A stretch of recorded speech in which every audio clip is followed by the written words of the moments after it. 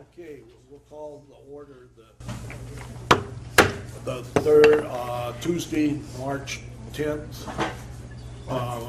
meeting of the Board of Trustees to order. Could we have a roll call, please? Veronica Frankel. Here. Howard Rosenberg. Here. Lisa Ruggiero. Here. Nick Smith. Here. Angela Taylor. Here. John Mayer. Here. Barbara McClory, present. Okay, could you please stand for the pledge? And we're happy to have Miss Natchez here. She's the winner of the contest for Miss Natchez right here in the front. Would you lead us in the pledge, please? Great. I pledge allegiance to the flag of the United States of America and to the republic for which it stands, one nation, under God, indivisible, with liberty and justice for all. And what grade are you here at Natchez? Fourth grade. You look marvelous. Your beadwork, everything, the way you handle yourself, you just are a credit to your school and to a credit to Washoe County School District. You are Washoe County School District.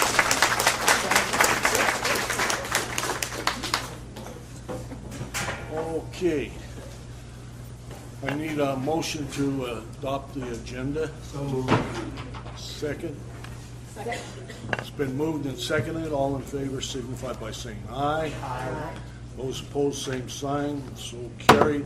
Let the record show it was unanimous. Public comment. I have two cards. Jillian Fillmore. If you could just come up to the speak. All right, so I just wanted to say thank you for coming. Oh, do you have the mic? I could yell too. Yeah. All right. All right. So, hello. Okay, there we go. I just wanted to say thank you, and thank you for coming out here and sharing a piece of art culture from the Great Basin. And my mother, she makes baskets. So for our women, she has made tule baskets. And for the males, she made a duck out of cattail, and this is a decoy duck.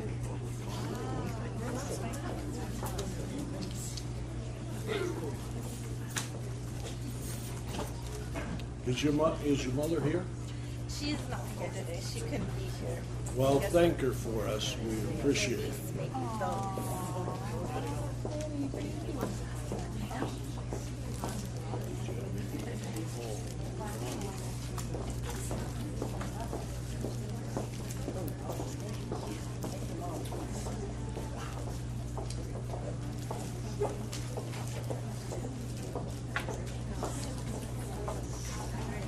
That was all. Thank you so much. You know what? Thank your mother for us. We appreciate it.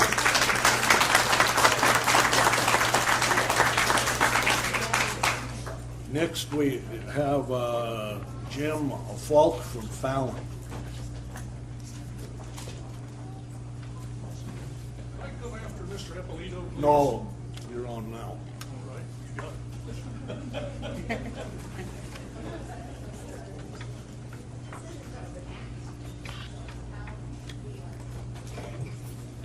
I came here to talk to you about Common Core. I don't suppose I really need to.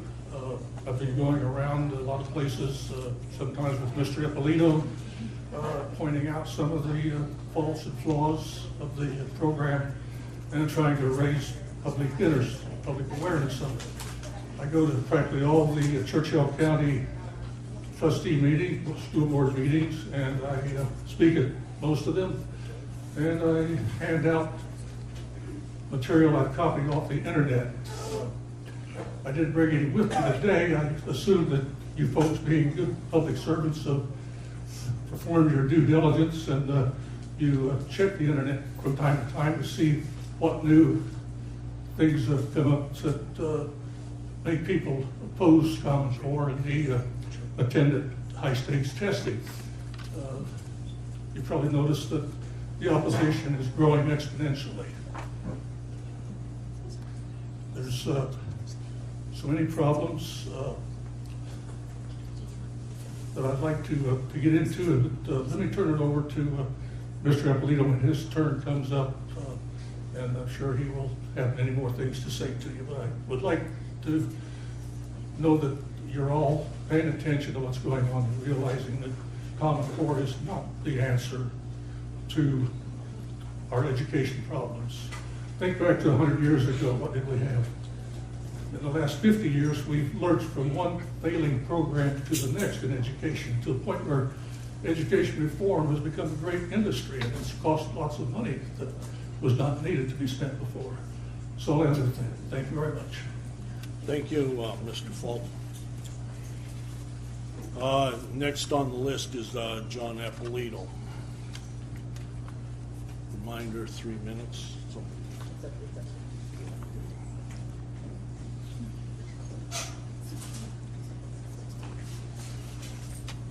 My name is John Eppolito, and I wasn't really going to talk about Common Core. I was going to talk about the SBAC testing, and we have a big problem going on right now in this state, and I was hoping this board would take a stance, and so far, all I'm getting from you guys is an email from Barbara Clark that's over 2 years old. As far as I know, Barbara Clark's not here anymore.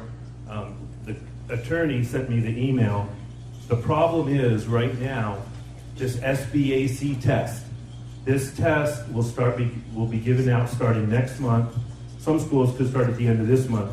This test is designed to fail 2/3 of the children. Nobody in their right mind would give this test to children. The results will not be returned to Nevada till next school year. So the test is useless to teachers, parents, and students. For 4th graders, it's going to take 10 hours to take this ridiculous test. Nevada, up to 50% of the teacher evaluations will be determined by certain aspects of the student's performance on this test. We've never had anything like this in the United States before.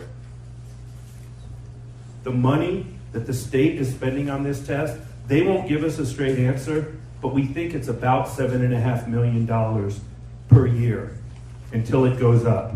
As states drop out, the price goes up.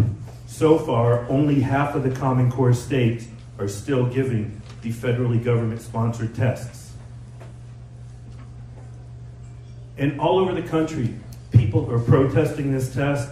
In New Mexico, we have kids as young as elementary school that are walking out of school on the day of the test. We had 2,000 high school kids in New Mexico that left the day of the test. This is ridiculous. This board should take a stance. I understand the Department of Ed has pressured every school in the state with 1-star status automatically if you have less than 95% participation rate. Unfortunately, that seems to go against what the federal government says. The federal government says we can raise our children as we deem fit. The Department of Ed doesn't seem to care, and they're pressuring the local school districts. We do have some brave principals who are ignoring that and are letting people opt out. I haven't heard anything from you guys except a 2-year-old email from President Barbara Clark.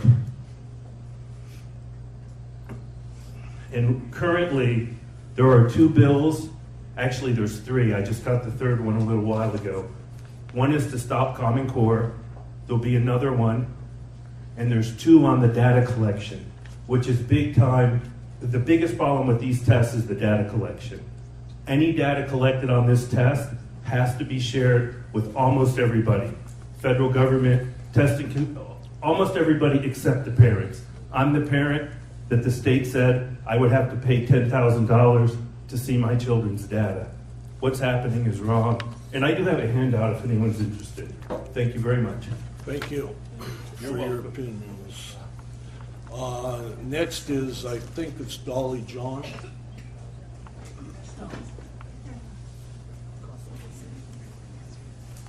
Welcome. Or should you say welcome to us? Yes, welcome to you. Okay. Thank you. I had a kind of some follow-up comments from last year. I had some statements Yes. to the board. Yes. So I just wondered, I know our school's been trying, and I attended some of the parent meetings that they had, and but I still wanted to know when we might ever get a full-time principal here, and if we're gonna ever hire like a GT teacher. And I know we had like 44% of our students on IEPs, and I'm wondering how the school, what steps the school's taking to address that. That's a pretty high percentage. And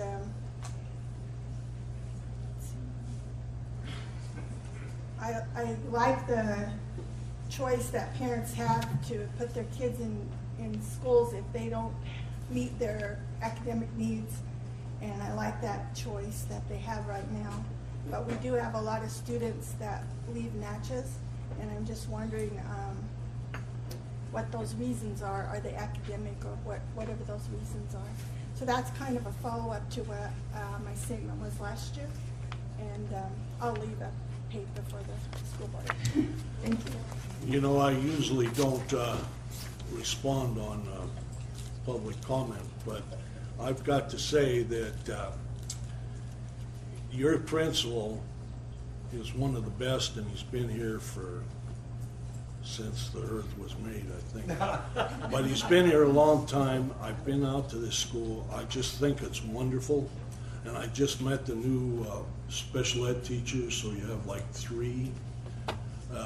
And you have a full-time counselor now that, in fact, she moved out here so that she could stay after school to work with kids and stuff. And I just think that this staff is working heads over heels to provide great education at this school. Where's my favorite little teacher here? Stand up, so I want to talk about her. 3 years ago, the testing, perfect scores in her classroom in 5th grade. Science, you couldn't find a better science teacher than her. She is wonderful, and in fact, I think she deserves a hand for what she does.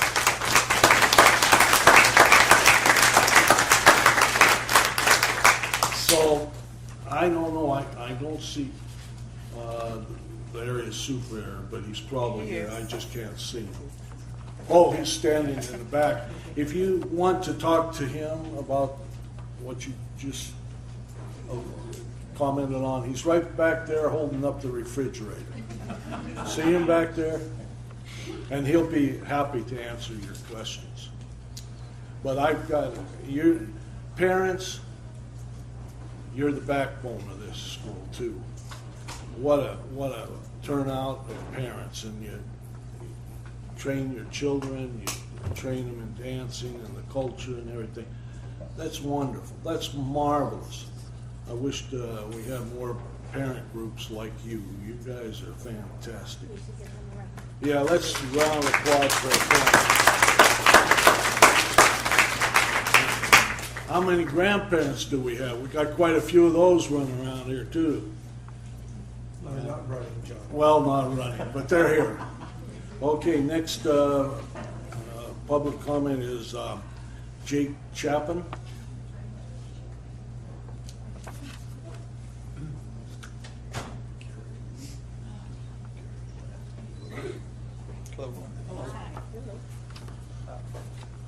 Hello, I'm Jake Chapin. I'm the principal at Pyramid Lake High School, kind of up the hill here. And I spoke briefly last year, and I just wanted to come back and reiterate just my thank you to Washoe County School District. Whenever we need anything, even if I don't know who to call, I can call somebody at the district office and say, hey, here's my problem. Who can you connect me to? And they usually take pretty good care of us. If we need anything, I'm always talking with Mr. Taylor, trying to work back and forth. And even though we'd be technically stealing kids from your district, we're anxious to do that. And so I'm always talking to him about some of the things that we can do and provide. Because even though they're Washoe County School District kids, they might be our kids, or they might be MNDEP kids, or sometimes they're all 3 of our kids. But we definitely want to do everything we can. And so again, I just want to say thank you for all of that. And I've recently met Julian and Tiffany, and we're working hard to build some bridges there too as well to support Native students. So that was it. Thank you. Well, thank you for your comment and taking the time out to come to our meeting to express that. And are you just taking good athletes? Because I noticed Pyramid Lake's always in the zone and the state and everything else. We take them all. We like to think we make them good athletes, maybe.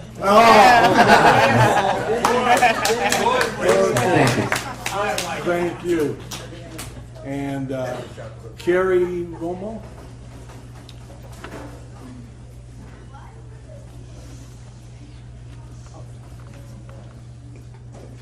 Hi, my name's Carrie. I have a 3rd grade student here that attends Natchez. I did have a 6th grade student. Since then, I have moved him as of 3 weeks ago because I didn't feel the school was giving him what he needed to be successful in middle school and high school. I brought my concerns to Mr. Taylor and Mr. Parks, and I don't feel that those concerns have been addressed. I called Dr. Lamarca's office, and I had not received any response from him to set up a meeting with both of them. I just want to know where I need to go to get my concerns addressed. I feel that my concerns, a lot of the parents have the same concerns. And I just need to know where I need to go and what I need to do so that those concerns are being addressed, because I feel that there are a lot of families that do take their students elsewhere to get the education that they need to be successful in middle school and high school. You know, I have a wonderful superintendent right here at my left, and she'll answer that question if it's all right. I'm going to have Kristen McNeil take your number, and I will give you a call back, and we will get a meeting scheduled for your concerns. I'd love to maybe even set up like something not so formal, but maybe like a roundtable discussion with the school board, with community members, because I know a lot of the parents do have concerns, and they do bring them to Mr. Taylor, and I feel that they are scripted, and the concerns don't get addressed. She'll address it. Okay, thank you. Thank you. Okay, that's all the cards I have. Is there anyone else that wants to say anything? Okay, thank you very much for those comments. And we're going to move right along to board reports. And we'll start. Okay, you want to go backwards? Say, please, can you start backwards? Can we please start with Trustee Franco? Yes, Lisa, we will. I rarely get to go first, so I'm always interested. Let's see, what I've been up to. I had the opportunity to sit on the Career and Technical Education panel that they had for the teachers, the CTE teachers over at AACT a few weeks ago. And it was really focused on employability skills, and they invited me to attend primarily because of the work I do on leadership development, but also they wanted a board member there as well. So we had other representatives from the community, from Renown, from other businesses, to talk to the teachers there about the importance of employability. So it was a great program with a great response, and I want to give a tribute to our staff as well as the staff at AACT for the good work that they're doing. I also want to give a shout out to the folks that we had representing us at the Exploring Diversity Conference, especially Tiffany Young. She did a great job in her presentation. I had the opportunity to go to one day of those workshops up at UNR. I also had, we had our first Smarter Region management group meeting with representatives from the cities and the county and the university to start crafting the final vision statement for the Smarter Region project. It was an exciting couple of hours, and so we're moving along there, and I should have more to report on that soon. I had an opportunity to meet with the GTAC Executive Committee, the gifted and talented parents, and had a good conversation with them about their ideas, their strategies, their questions, and I know many of others have met with them as well. And finally, I just want to give kudos to Trustee Ruggiero for a great job at the Safe and Healthy Schools meeting, which many of us attended as well. It's a passion of mine as well to have safe schools and safe work environments for our staff as well. So it was a great meeting. Looking forward to the work there. Mr. Pass. All right. Todd, That's your talk. Okay. That's okay. You can say ditto. Dr. McCurry. Yes, I attended the Northern Nevada Leadership Conference Summit, which is put on by the Public Education Foundation. It was on teacher leadership, which of course is a topic very dear to my heart. I think shared leadership in the school is something that makes the schools much stronger if you have the teachers and the principals working together. Over the weekend, I was up at McQueen High School, where they had a track meet going on, they had baseball games going on, they had softball. That whole plant up there was full of children and families and parents, and as we move into the spring sports, we need to have an open invitation for those people who would like to attend. Tennis is going on, golf is going on. Washoe County is the sound of children competing, having a great time, and having lots of team games and sports, along with individuals. So that's it. Okay. Dr. Taylor?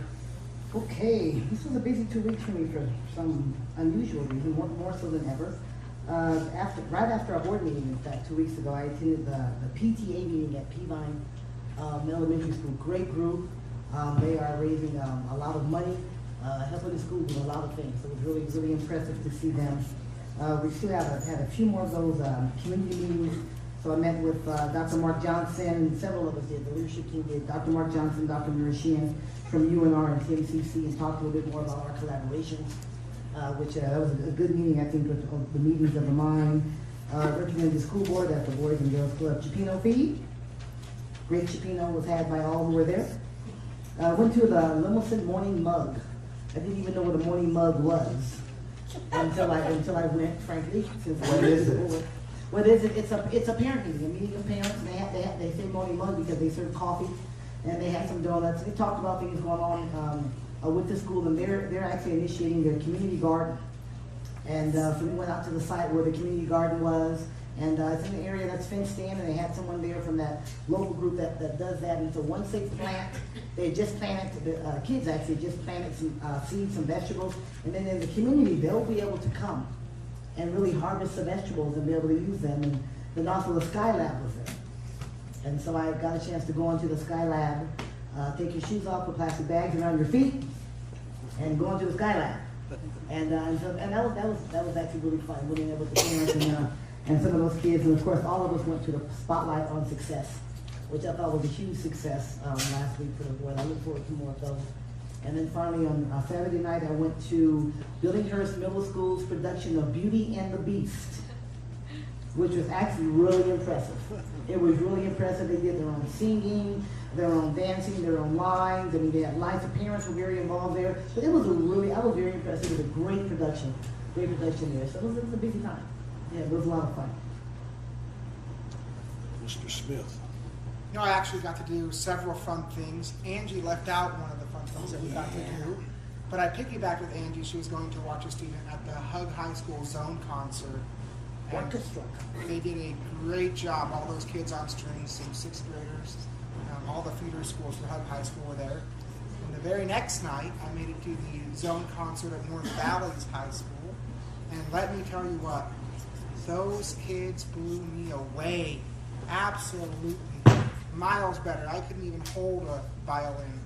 They were so good. And I was able to meet a couple of the instructors and thank them, and even go visit Cold Springs Middle School and Nancy Gomes Elementary School yesterday. And another highlight that I got to do or participate in, and actually a couple of those people are here. Troy Parks was there and Don Huckabee was there. We got to do instructional rounds on Monday, which is fantastic. And for those who don't know what it is, it was new for me to learn, but it's really the accountability measure of what we do. You know, it wasn't about the leadership team going in there and the area superintendents going in there and judging a particular teacher, but really looking at performance and seeing how the implementation is going of Nevada academic content standards and looking for rich conversation where the students are doing most of the speaking and running the classroom. Truly fantastic. We saw some great examples. We saw some people that are, building their skills. But the fact that we're doing something like that in so many schools is truly amazing. And to our team that does that, thanks for what they do. to make that happen and provide that feedback. The principal there was so ecstatic to be able to receive that positive feedback so that she can continue building with her team. That's transparency. And hopefully there's more people who will be able to get a chance to check that out. And some community members as well, just to see what we do, because it was very transparent. So a shout out to all those people who made it happen. And I have some more stuff going on this week, but that's all I'll talk about now. Thank you. These trustees are facts to follow. Next time I will go first, Mr. Mayor. That's why you're sitting. Well, it was an exciting week and a lot of hard work this week by staff. We had our budget hearing this week that we attended, a full day budget hearing, and our finance staff and did a tremendous job, and I think we owe them a great deal of thanks because every year they continue to wow us, and our budget books were only this big. We needed a wheelbarrow to, actually, just to get this, I need a wheelbarrow to get into my car. So kudos to staff for a very thorough job, and I think the new trustees would appreciate the in-depth process that staff went into. So I really want to thank staff for that. And then I had the opportunity to visit my alma maters. The elementary school I attended, Smithwood Elementary School, and Pine Middle School with Superintendent Davis and Dr. Lamarca, and that was so enjoyable. And the teachers were just so amazing. I wish we would have been able to stay longer. That we were able to see a great 4th, 5th grade teacher, and I call him Dan the Science Man. I'm not even sure what his last name is, but that's what the kids call him.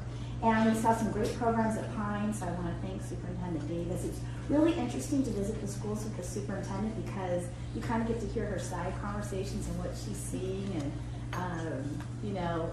it's very interesting and also very rewarding. So I want to thank Superintendent Davis for that. And then, as Trustee Frankel said, we had our first Safe Schools Commission meeting, which is really exciting, and I just want to say thank you so much to the trustees for joining me, and it was so nice to be kind of cocooned in there because when you have to sit up there and read the meeting, it's really intimidating. It's so nice being right here on the end, but when you have to sit in that hot seat, it's a little intimidating. So it was so great to be surrounded by the trustees, and I'm really excited. I think we're going to do really, really good work.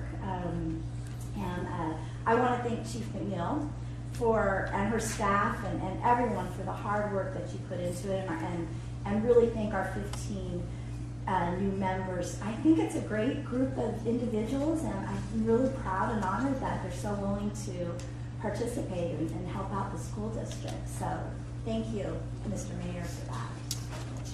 Thank you, and thank you for chairing that committee. And I think that our decision to enlarge the committee to 15, I believe it is now, over the 8 that we had previously said is great. And I think those people are biting at the bit, and I know the chairman is. So we're going to expect great things out of that.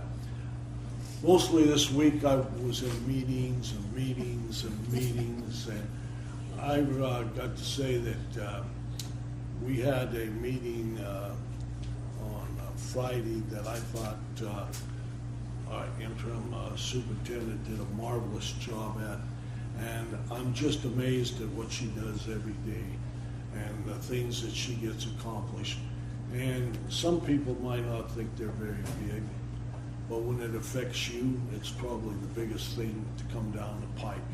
And she takes her time to meet with parents and to talk to people and to solve problems. And I get it from the community members every time I meet somebody that's been touched by you. So you're touching people, and keep up the good work. I think it's tremendous. And of course, you couldn't do it alone. We got the best staff. I used to say in Nevada, then I went to the United States. Now I'm going to say the world, because you guys have really done more. You take a little idea that an old Sparks Railroader had, and you turned it into a wonderful, wonderful event at Sparks High School. And that's the spotlight on success.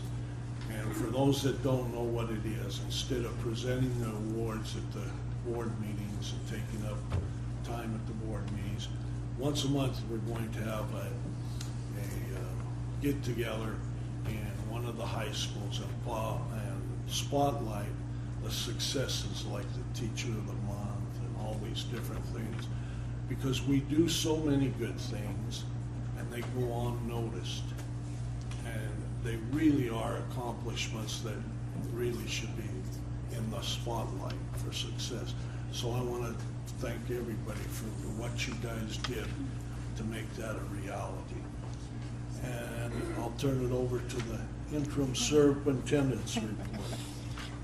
Thank you, President Mayor. Yesterday I had an opportunity to attend our National Board Certification Award Ceremony for teachers. We had approximately 30 teachers pass their boards, and it was a great event at UNR, and we are so proud of those teachers. Last week, Equity and Diversity did Supercast, so coming to you soon will be a Supercast to inform the community about equity and diversity and what it means and what services they provide not only to the community but to staff members. And so that's going to be exciting, and they will have an opportunity to present later today. I conducted an interview on Spanish radio, and it went quite well. And as a result of that radio, they have invited me back, and we're going to talk about how we can expand Parent University to more parents on a different side of town, and they will actually provide their church as a place that we could do that. So we're excited about that partnership that has been established. And then today I did a ride along with school police for 2 hours, and it was really interesting.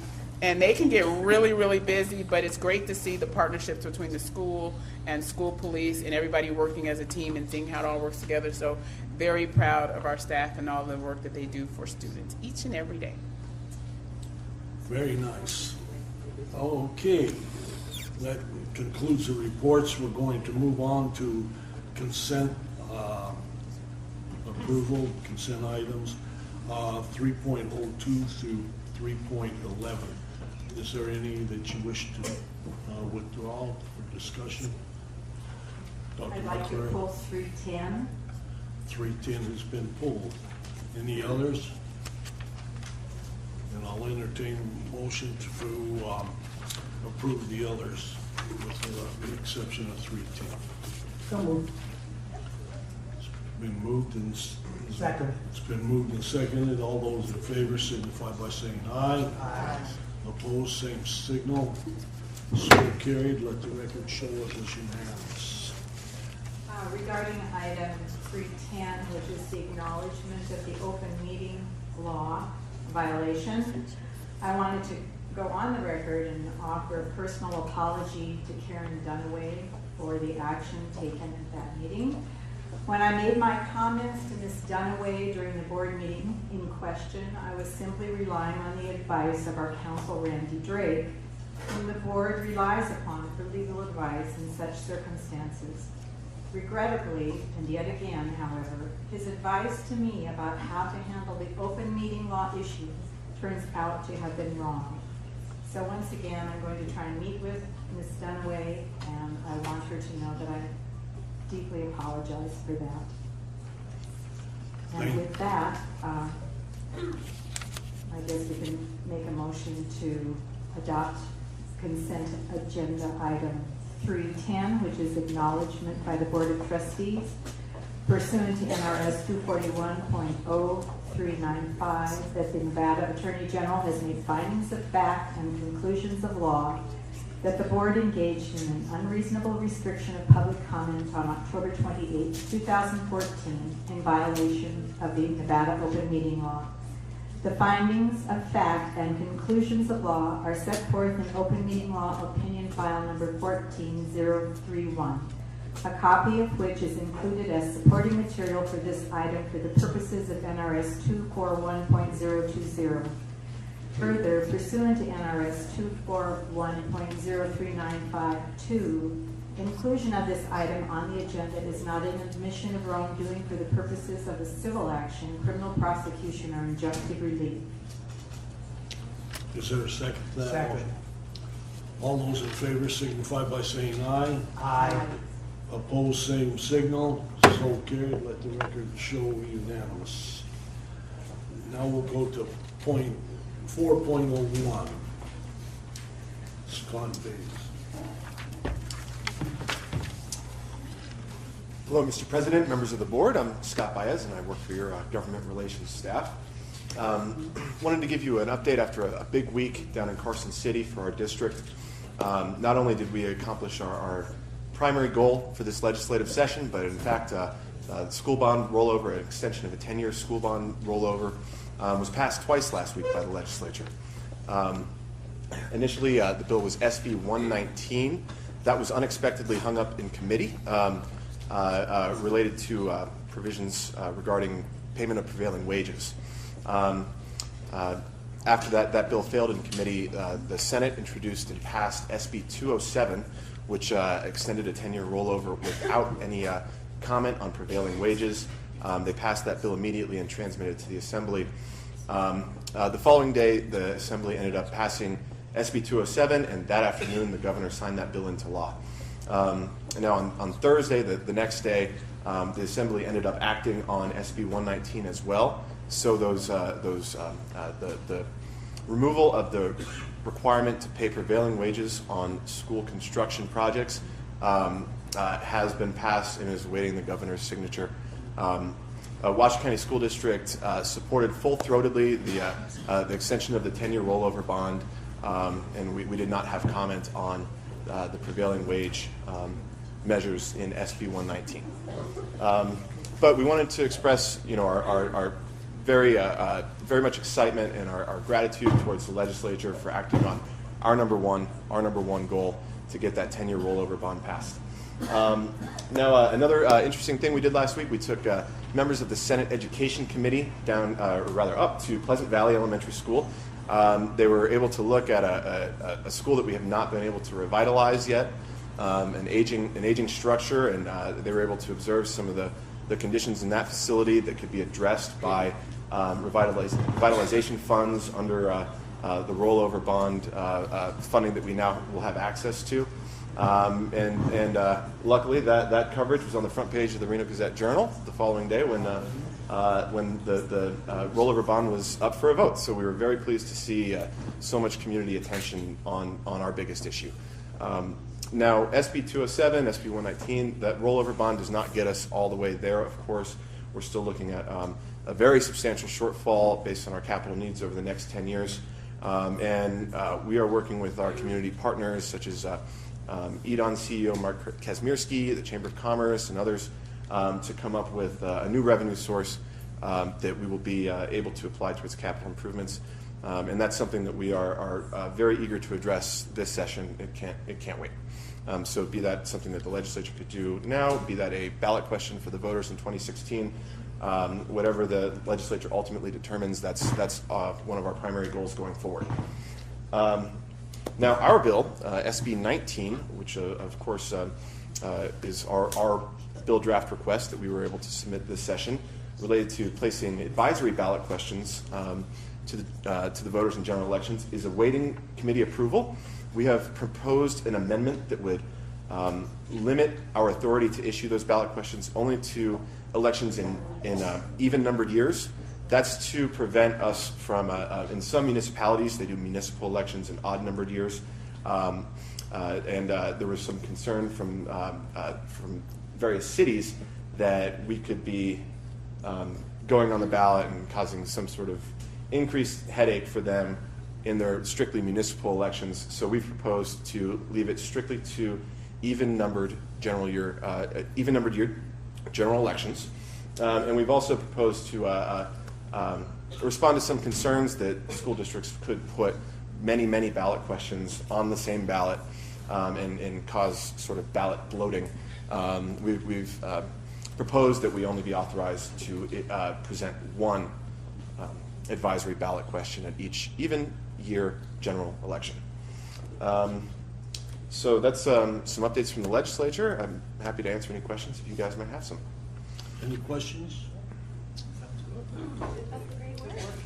Thank you very much. You guys really do a wonderful job down there. I like the weekly reports too.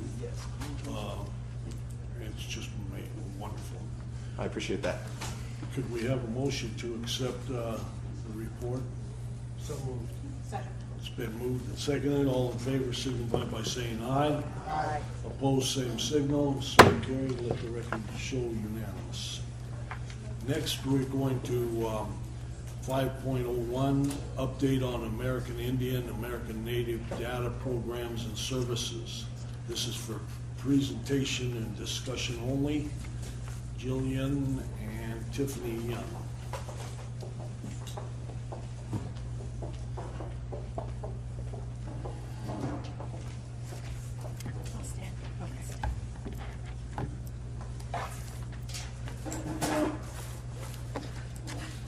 Oh, I didn't see your name on it. Yeah. Mike Presenters, Dorian as well. Could you introduce yourself, please? Yes, Mike Dorian, Executive Director of the Options Area. Thank you. Okay, so this is our update for this 2014-2015 school year for our Indian Education Program. We'll start with what our services are and how you start our services and what exactly Title VII is. It is a federally funded program. We're based off of citizenship of tribal enrollment, and that's either for a federally recognized tribe, a state tribe, a tribe that could have been terminated, or a tribe of the Indian Act of 1988. So here's our tribal partners. We work with the Reno Sparks Indian Colony and the Pyramid Lake Paiute Tribe. And we also have a tribal nonprofit called the Nevada Urban Indians, and these are where our advisors come out of as well. We do have each member represented on our PAC committee from these areas. So that's why it says each member is a voting and ex officio member. The ex officio is our advisor, and then we have our parent rep. Here's a little bit of our classes. We have 3 Paiute language classes. We also do supplemental credit fees for summer school, and we cover some ACT, SAT, and AP exam fees. We also have some advisement services that are funded by 2 different areas, by the Title VII and by the High School Graduation Initiative grant.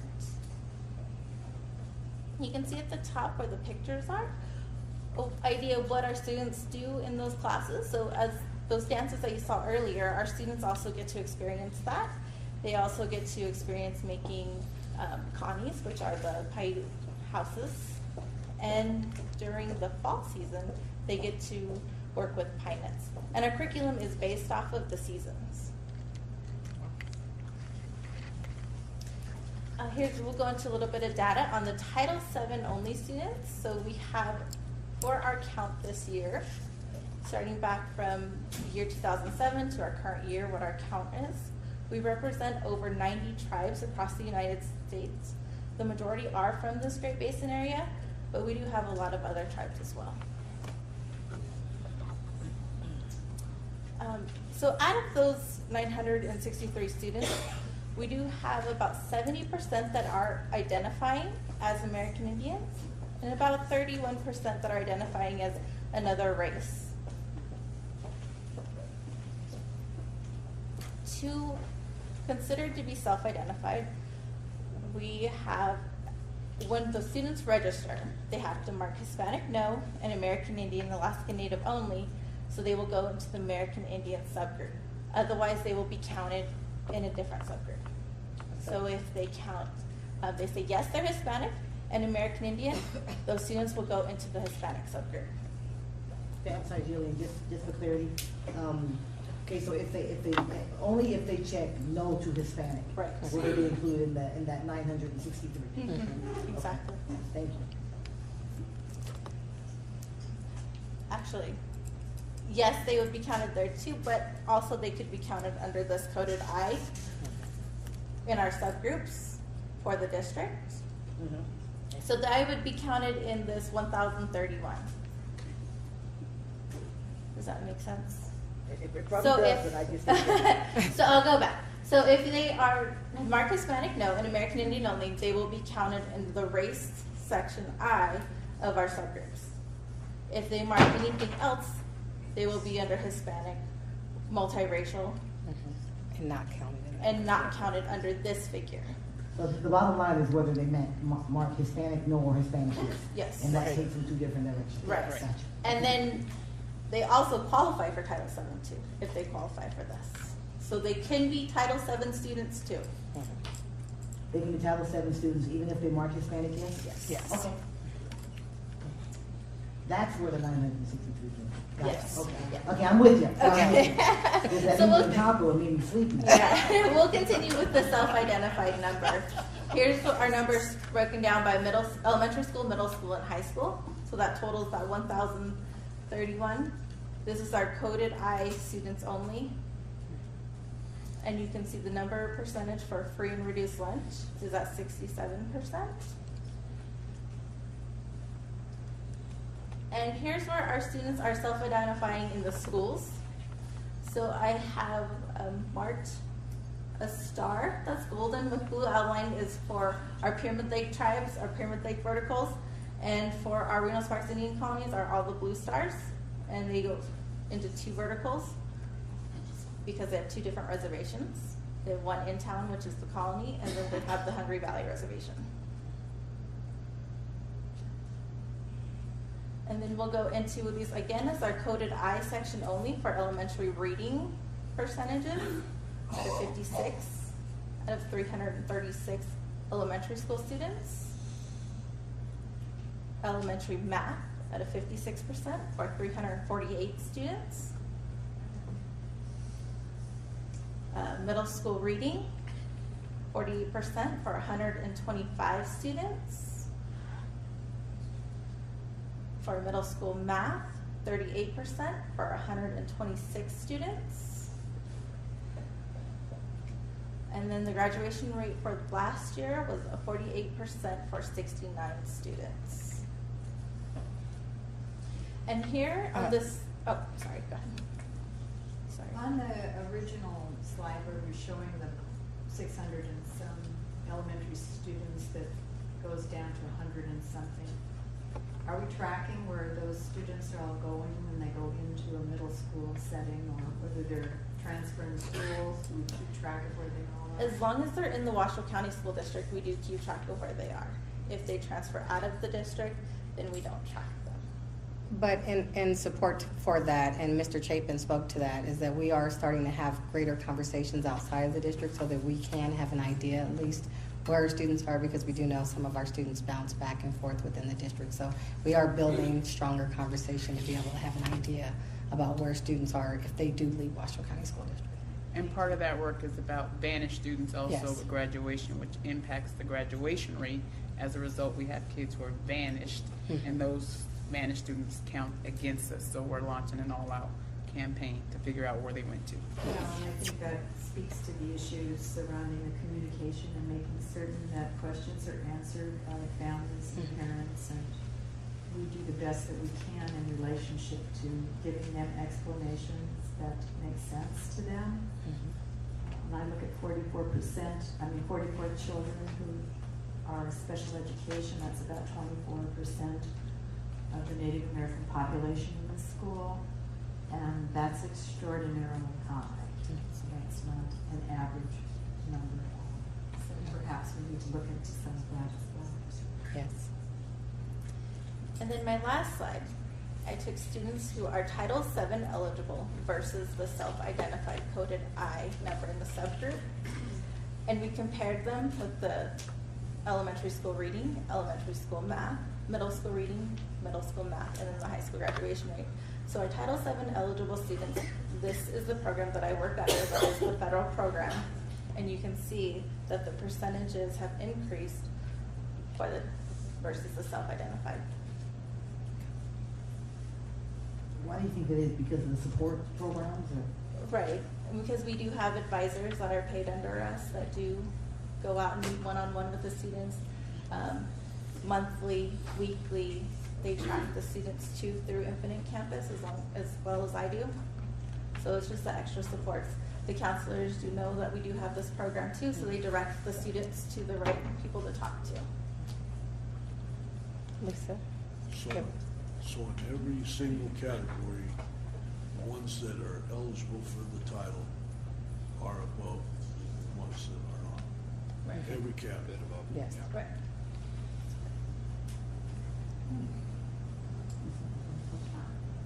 I'll ask you a follow-up then.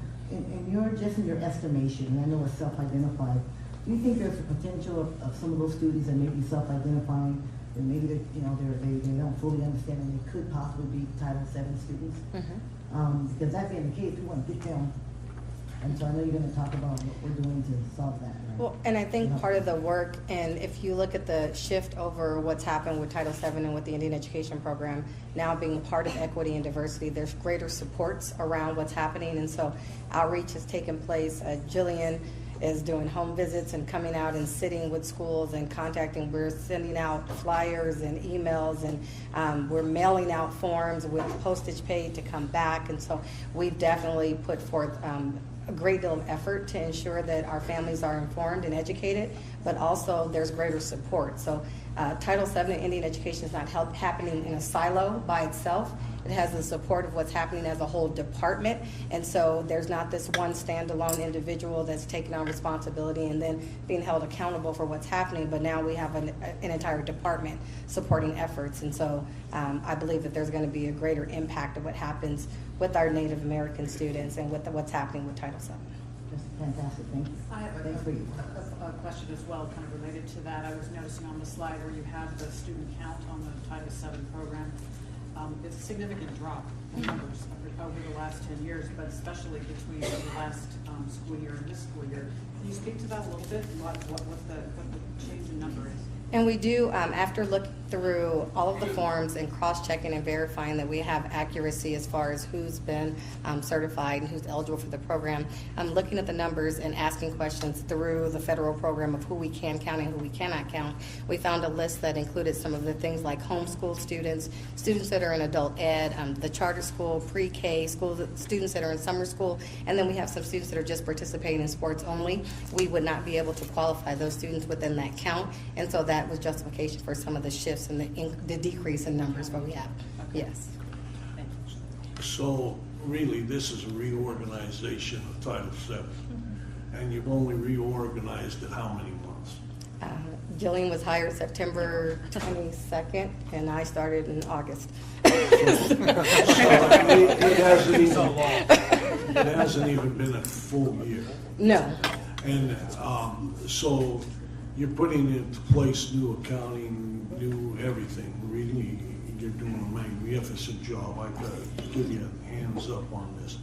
So it's going to take a while to get these programs in, and it's going to take a while to get parents that don't identify their children as an I to identify their children as an I. So you're doing magnificent in, say, 7 months or whatever. Just keep up the good work. This is a group that it shows that if they are in Title VII, they get more help, more individual attention.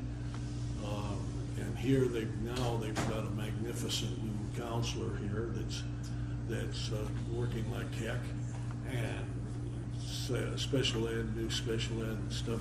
So all these things that you are changing are going to benefit these students individually, not just group, but individually, because this is amazing statistics, and I think your work in reorganization and the caring for these kids is going to really pay off. Thank you. Thank you.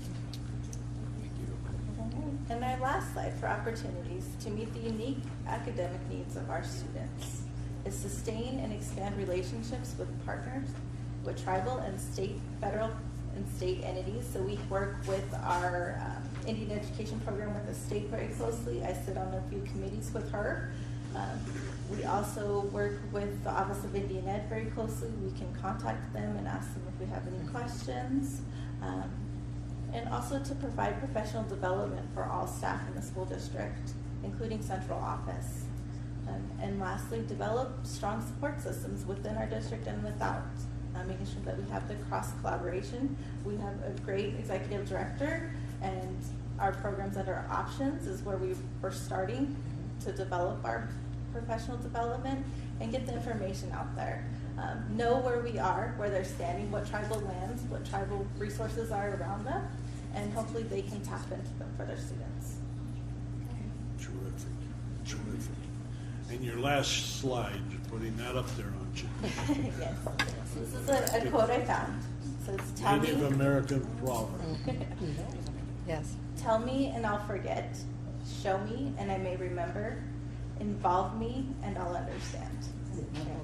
Hey, that says it all. Yeah. That says it all. I'm so glad you included that in your slides. You saved the best for I last. did. And that's my mother's baskets. There you go. Just so you guys know as well. Those are her baskets. These are hers? This picture? The ones in that picture, yeah. Wow, that's wonderful. She is amazing. She has won first prize in many competitions. And She she's- just doesn't like the spotlight. But is she passing along? I'm sorry? Is she passing the talent? Oh yes, I've done a few things and I watch and I'm with her at the table when she's making these as well. And so is my daughter. Great. That's wonderful. Again, I just want to thank you for your work and for the vision to reorganize in that short period of time. I mean, 48% graduation rate is nothing that, it's something that all of us are concerned about. And to know that it's one thing to be concerned and it's something else to begin to do something about it. So I think that's absolutely necessary. So I commend you for that. So we look forward to improvement and more kids graduating. And I want to chime in that if there's anything that we can do at our level to support the work you're doing, or if you want to come back and let us know some issues or challenges or anything that we need to know about that we can support from our level, please let us know. Thank you. They are not bashful at all. So we're clear about the support provided to Equity University. I just want to say, last year we were here at this time, and Dr. McClory and the board talked about how do we break those silos, and I think we are back here today, and we can actually show that we did break that particular silo, and the work that they have been doing has been amazing for all kids, and making sure that we don't have kids who fall through the cracks for a variety of reasons, and also how they collaborate with all departments. So we look at equity and diversity in a lens across HR, across curriculum, across instruction, and embedded in the very value system that we talked about as a district. So thank you, but I thank you all the time. So. Thank you. Thanks, Amelia. And this was just for discussion, possible action. Okay. Thanks again. Okay, 5.02, presentation on the United States Department of Education, Nevada Ready Pre-Kindergarten Development Grant for presentation, discussion only. And Kristen McNeil, Chief of Staff, is making this presentation. You gonna bring anybody from the United States Department? I was going to, but their plane, that was delayed.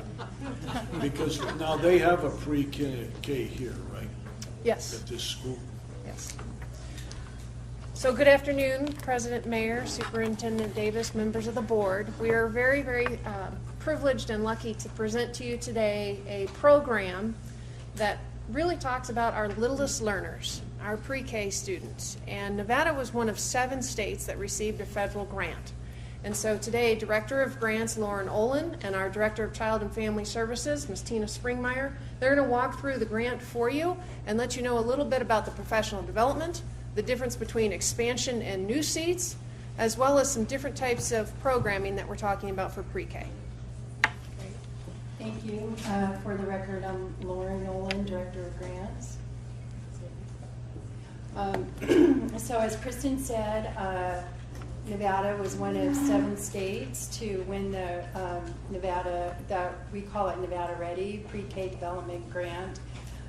This federal grant will double the proposed state allocation for pre-K investment. The grant is expected to have 2,500 new and expanded seats for pre-K across the state. These grant dollars will increase the Nevada pre-K population by over 58% over the next 4 years, serving approximately 15% of the state's four-year-old population that's living under 200% poverty. In this next slide, you'll see that in the governor's budget, he has requested a 10 million match for this grant. So when that's funded, it will allow this grant to go forward. One of the most significant things about this grant is the instruction for pre-K children will increase from the minimum of 10 hours a week to 25 hours a week, 5 days a week. Class sizes will not be able to go over 20 students, and the ratio for child to staff will be 10 to 1. Teachers must also be licensed to teach birth through 2nd grade, and they must hold a minimum of a bachelor's degree. And to sustain the Nevada Ready grant, Nevada, meaning the Nevada Department of Education, is proposing a state match. In the first year, this will be 50%, and then we'll be increasing 10% each year. So by the end of year 4, it'll be an 80% match by the state. This next slide shows the sub-grantees for the grant. You can see Washoe County. There's actually 2 sub-grantees, Washoe County School District, and then Community Service Agency is also a sub-grantee in Washoe County. Nevada Ready has 10 ambitious objectives, and these objectives will help prepare our students to be skilled academically, physically, socially, and emotionally, so that they are ready to enter kindergarten. This also means that we'll be helping families prepare their children and delivering the message that they are their first teacher. The parents are their child's first teacher. It also means that there'll be increased professional development for our teachers and giving them the skills they need to implement appropriate curriculum based on child's needs and their sensitivity to cultural values and individual learning differences. It also means that it will help our pre-K teachers and our families help our littlest children transition easily from pre-K to kindergarten. And it's also calling for community input with stakeholders, not only from public and private sector, but also faith-based organizations. Okay, so what Nevada Ready means in Washoe County School District is that we have to either provide expanded or new pre-K centers. And expanded means going from a half-day class to a full-day class. Also in this grant, they were looking at high poverty areas to serve. So we will be serving or expanding our pre-K classrooms in those zip codes, 89502, 03, 09, 89512, 89444, 431, and 89433.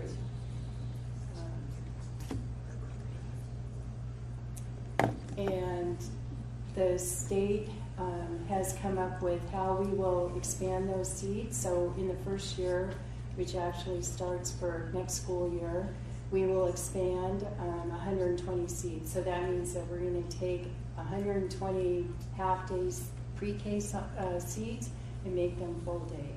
In the second year of the grant, we will be expanding 230 seats, and then we'll be doing an additional 80 new seats, which means brand new program, which essentially means 4 new classrooms. And then in the third year is 60 new seats, and then in the fourth year we will maintain what we've expanded or have new. So in the end, it will be about 24 to 25 full-day classrooms within our school district. Okay, now I'd like to turn it over to Tina Springmeyer, who will give you a little bit more on the curriculum and instruction. Thank you. Good evening, and thank you for letting us come and present to you this evening. While Lauren spoke to the grant, I'll speak to programming for early childhood. So currently, we're serving over 600 pre-K students in Washoe County School District at 21 different sites. And with that, we are primarily housed in the acceleration zone. So we're serving those most at-risk early childhood students. And certainly you can see we also serve a high number of CIT students. So this grant is going to allow us to expand our half-day programming to full day.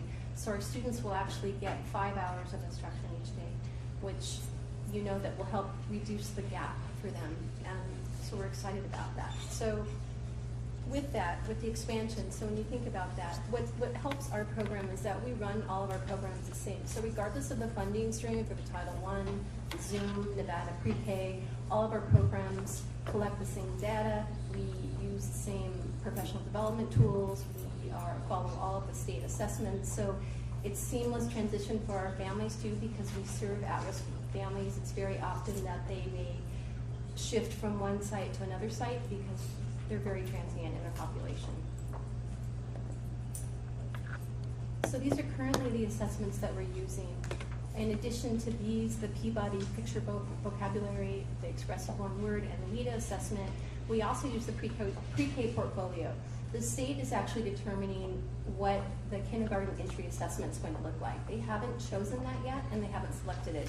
We are currently piloting it in the district at some of our, well, actually most of our special ed pre-K sites. So when the state determines that, then that could very well influence what we do for our pre-K portfolio. So along with the Nevada Ready grant, and I've already spoken to what we're doing currently, it's really going to provide additional funding for teachers and classroom aides, substitute days for professional learning and professional development. All of our programs, our teachers are embedded at the school site, so they participate with site-based PLCs. It could be STEM, it could be striving readers. It really depends on what the focus is at that school. Additionally, P3, we have some of our sites that really focus on the P3 approach to education. Parent education is another big component of our program, and again, regardless of what program they're at or what school they're at, parent education is important for us. So we provide parent education in English and Spanish to all of our families, in addition to hosting a pre-K to K transition event. We recently had our first math night at Hug High School, and we had over 600 parents and stakeholders in attendance.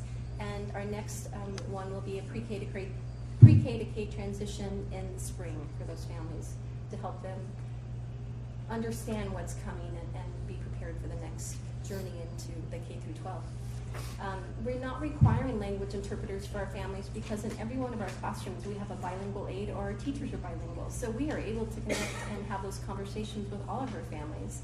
And we provide all of our parent education in that as well. So we really try to support our families in any way that we can. Certainly this grant has limited classroom materials, and so we're looking at that and addressing those questions with the state and waiting for more guidance from them. In addition to that, we know that our schools are full currently, and we know that pre-K is important, and we understand the value in putting energy into our early learners. So we are looking at perhaps eventually when we look at new space, looking at lease spacing for our program because we need room for all of our students, including our early childhood students. So that will be another component of the grant. Any questions? Any questions? All right, I have one. How much is the matching funds? Do we have to match any of this? No. This is all. That's the good news. No, the state. It's the state's grant. They are the fiscal agent, and they have to have a match. The governor has put in a $10 million match into his budget, so we're just waiting for that to get approved. And each individual teacher gets to choose her or his curriculum, or is it based by county or state, or how's it? Actually, we follow, all of our teachers follow the Nevada Pre-K standards as guidance for curriculum and instruction. So certainly we follow that to guide us and when we're developing our curriculum. There can be some subtle changes depending on the site. If you're at a STEM-based school, you might have more influence of science and technology and math. You could be at a P3 site where there's more conversations about that alignment with pre-K to third grade, having those shared conversations about alignment and helping those teachers work together as a team so that when children transition from pre-K to K to first and third grade, it's a seamless transition for them. So even though we use our own curriculum, we certainly want to support the site that we're working at as well. So I would hope that we had some input into the committee that chose these curriculum pieces? Or did the state just do it without input from the locals? No, they certainly asked for support or asked questions about what we were implementing in our programs. And we have people on those committees? Yes, when the state was writing the grant, they solicited input from Tina Springmeyer and her group, and then Kristen McNeil was also part of the writing team for that grant. Because as a board, we feel that's very necessary, and in fact, one of our members now is on the teacher what? Teacher and Leaders Council. Teacher and Leader Council, which is a very important committee to be on. And so we really want to see local input wherever possible. Right, and we made that known as far as with the memorandum of understanding, especially with the assessment component and the curriculum as well, that we wanted to make sure that the LEA, the districts, had a lot of say in what went into that. Thank you very much. That puts my mind to ease. I knew it would. Is that any other questions? Thank you very much. Okay, we are moving on to 5.03. Presentation of my favorite saying now, if bypassed forever, forever, forever. We are Washoe County School We District. certainly are. So, good afternoon, President, Mayor, Trustees, Interim Superintendent, Ms. Davis. As always, it's an absolute pleasure to be here in front of you. For the record, I'm Irene Payne. I'm Chief Communications and Community Engagement Officer. When I come in front of the board, I am usually talking about something really exciting, and this afternoon is no exception. So I'm co-presenting today with my colleague, Charles Ron. Charles should be sat next to me, but because of some technology challenges, Charles is actually going to just sit over there, but he's co-presenting with me. And what we're presenting is to talk about the employee newsletter, which is currently called Pinnacle, and you can see what it looks like, what it currently looks like up on the screen. But I thought before Charles actually starts to talk about the new iteration of the employee newsletter, that I would just give you a little bit of context. So when I joined the school district about 5 years ago, Pinnacle was actually printed.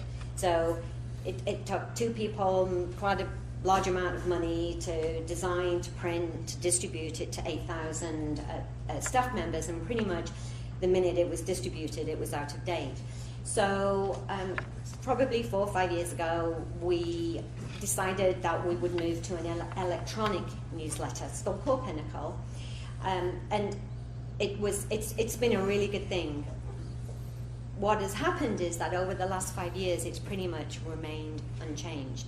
It's a very static, although it's updated on a regular basis, it's still very static. And we all know what's happened to the internet and websites over the last few years, is that they're actually really fluid and dynamic in nature. So it became very clear that it was probably time to be updated. So as President Mayer says, we all love We Are WCSD, and that was the theme for the State of Education this year. And the event was really focused on telling stories, getting students to tell their stories. And it's really been embraced. The hashtag We Are WCSD is being embraced by the community, and is still being used and still being populated, and still, it is incredible that it's still very vibrant on Twitter. So it seems the right thing to do, that we should develop a new website, and we're going to call it We Are WCSD. And it's going to be very much about telling our story. And as you said earlier, President Mayer, we have so many great stories to tell, and this is going to be a vehicle for telling those stories. The cool thing is that although it is an employee vehicle, it's going to be open to the public. So we are telling our story not only to our internal audiences, but to our external audiences too. And for goodness sake, we've got so many great stories to tell, we're not short of content. So with that being said, I'm going to hand over to Charles to give you a sneak peek of what's coming very, very soon. So Charles. Hello, for the record, Charles Ron, social media specialist. Thank you, President Mayor, Deputy Superintendent, and board members. So here I have pulled up the homepage of the new website. The first thing we're going to see is an image slider that highlights some of our really cool content that we think you're going to enjoy. Additionally, I'm going to point out there's just some navigation to help users narrow down their interests, find what they want, and some buttons down here that make sharing this website a one-click chore. So to get started, I'm going to click on this first story, which is really neat. This is a story that was submitted to me by Mike Bowers, who's a C3 media teacher at Spanish Springs High School. One of his students won this very neat award, and I'm not entirely sure, but somebody on Mark Amade's staff found this story on this website this morning and tweeted it out. Yes, they did. So I think the social media aspect of this is possibly headed the right direction. Loading up this story, the first thing we see is actually a video slider that would allow us to watch the documentary that she's won her award for. The body just kind of goes on to explain about the contest, how it happened, that C-SPAN's going to send a media bus and hold a cool event at the school for the students. It's a pretty neat story. As we get to the bottom, we see there are related stories to help me kind of find other things I'm going to be interested in. So I'm going to pick up this one. Innovations High School Scholars Testify to the EPA. Now this is just a short story and some good photos, but once again, it is us getting our story out. I think this is a really neat story, and I would like to share it with Twitter followers. I'm going to hit this tweet button. Now, one cool thing is it does automatically generate our tweet for you using the headline of the article. It includes our WCSD hashtag, tags the school district in it, which is cool because it lets us kind of know how the conversation is going about. And I'm going to hit tweet, and that will send. If you want to check out the school district's Twitter feed, just Oh, I hope it works, Charles. Everybody's checking.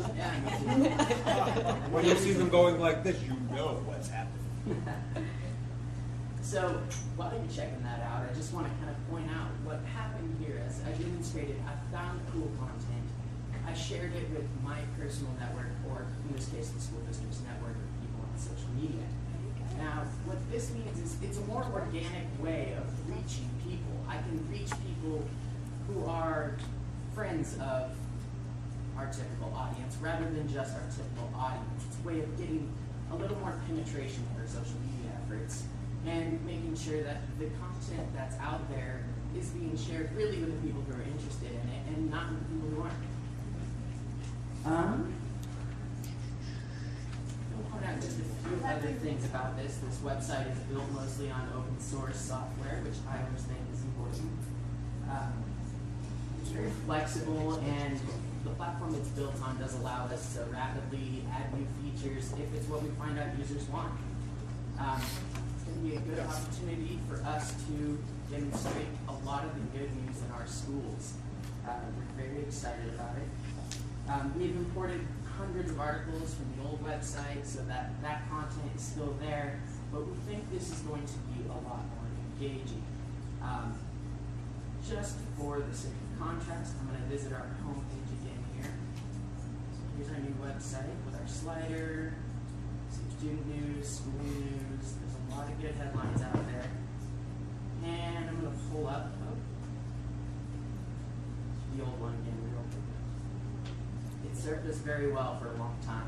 But And it's just worth mentioning that the new website has been produced in-house by Charles has designed it, written the code, sourced the material. It's all open source software, so other than the time it has actually cost the district, it's all been produced by in-house talent. Very cost effective.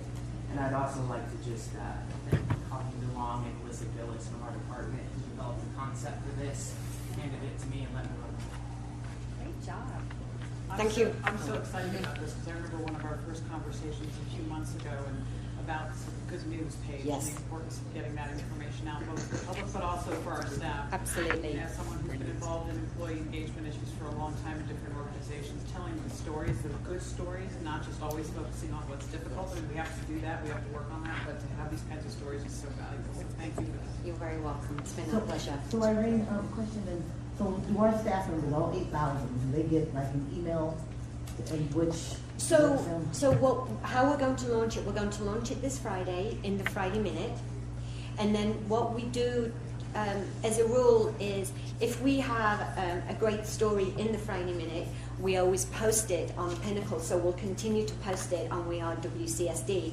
And then we link in the Friday Minute to We Are WCSD and other communications. So our messaging is completely integrated.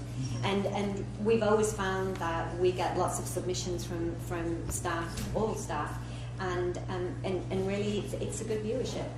So really the Friday Minute is what links all of us, the staff, all of us to. Yes, but you can just go onto the website and. Yes, to We Are WCSD. Yes, yeah. So you'll be able to just go onto the website and it'll be there as well.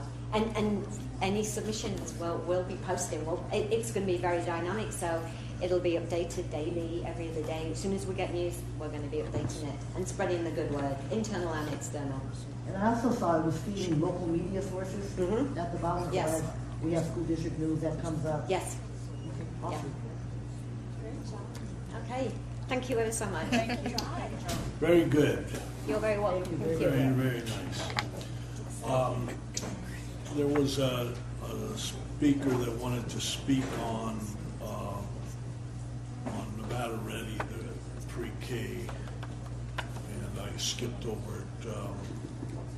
Anisha Arroyo.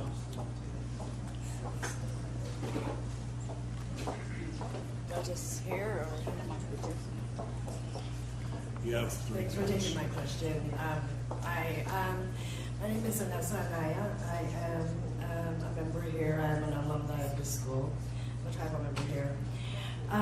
And currently I'm working with the Johnson O'Malley program. And I am in the afternoon program here in the special ed pre-K program. And so my question, my previous work history was with the Intertribal Council.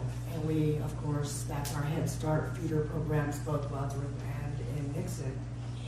And of course, across the country and throughout, we've noticed a rise in autism. We've noticed some different types of learning disabilities coming through our communities. And we are trying to prepare as best as we can as a tribe in our communities to help our parents to prepare and to get our programming up. And so just to let you know that we are trying to address, and I was unable to see if we were one of the candidates, if Natchez was eligible, when you did the zip codes. And so that was my first question, was are we an eligible candidate for that grant? I believe you are, but let me check, because I know they would be eligible under Victory Schools. They were eligible, but I'm not sure if the pre-K piece was. Not the pre-K? So not for pre-K, but for Victory Schools you would be. Okay. And so last year I did come, and I also came and spoke with the board. And how do we access more of those programs? Of course, being from Wadsworth and Pyramid Lake, we have several different options now, which is a great blessing. We have the ability to go into Reno. We have the ability to go into Fernley. We do have the ability to go into some charter schools and some private schools. So my question to Washoe County is, if we are experiencing this boom of special needs, what are you going to do for our community?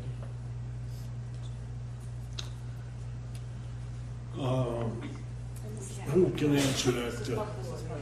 Pardon? Yeah, it is public comment, I'm sorry.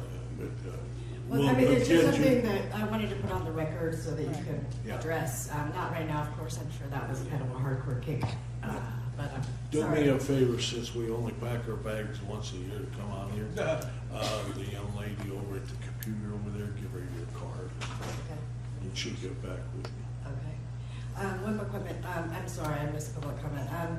Last year we did, we are having so many kids coming into the special K program, early childhood, various needs, physical, we have OT, speech. And I requested that the Washoe County look at providing us playground equipment. And I wanted to see if I could get an update. I know it's public comment as well, but I just thought that. Just give her the card and she'll Okay, thank you. get back to you. Okay. Then we'll move right on to 5.04, approval of Washoe County School District phone and voicemail system replacement at 3 district locations currently without voicemail. And Mike, show. Well, good afternoon, trustees, Superintendent Davis. For the record, my name is Ed Grassi, Chief Information Officer. I'm Mike Petrie, IT Coordinator. I don't want you to do too many things at once.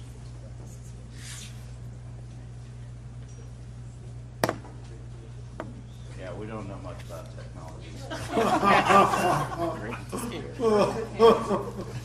So we're here today because we had a piece of equipment fail, and it's a fairly critical piece of equipment, and so we're here with a possible action item to talk about replacing that piece of equipment. So right now we have 2/3 of our administration building and 2 schools without voicemail. That system has failed. It's beyond its serviceable life, and support has also expired on that.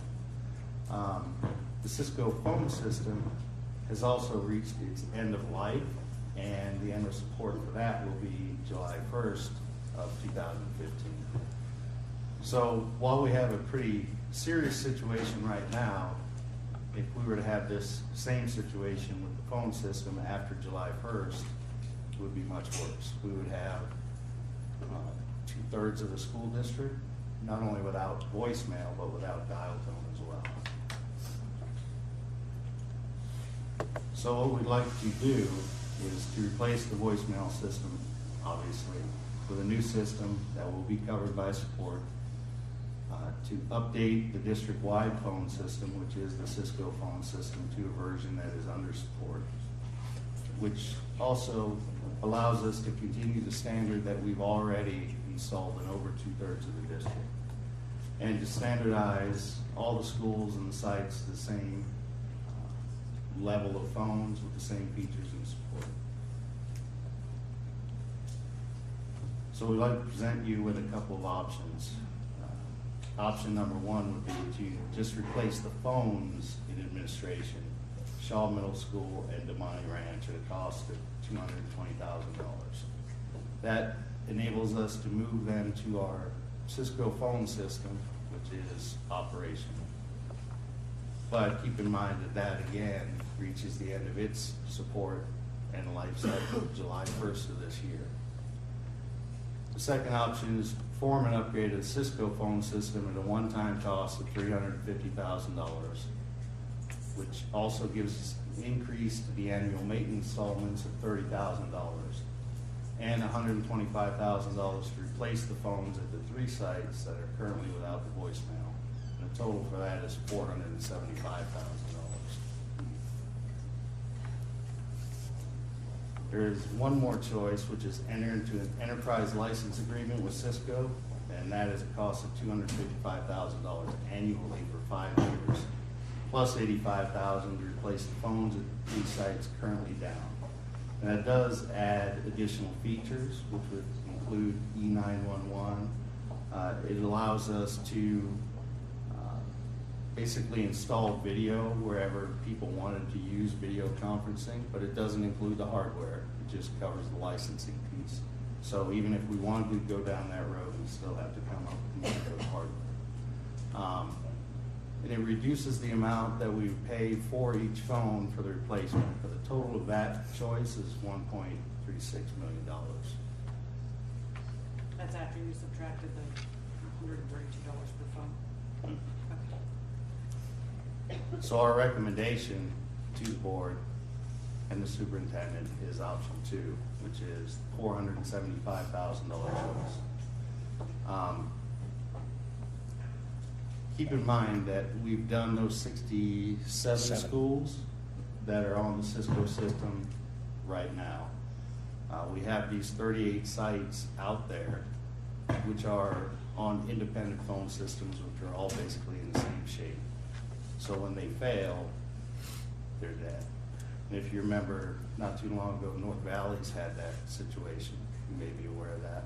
And we ended up installing a donated system from a bank to replace theirs because it was old, it couldn't be replaced, there were no parts. So as those systems fail, we'll need to do something about them.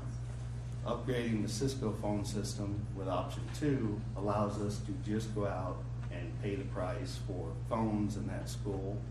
And Mike, if I say anything wrong, feel free to backhand me. But As usual.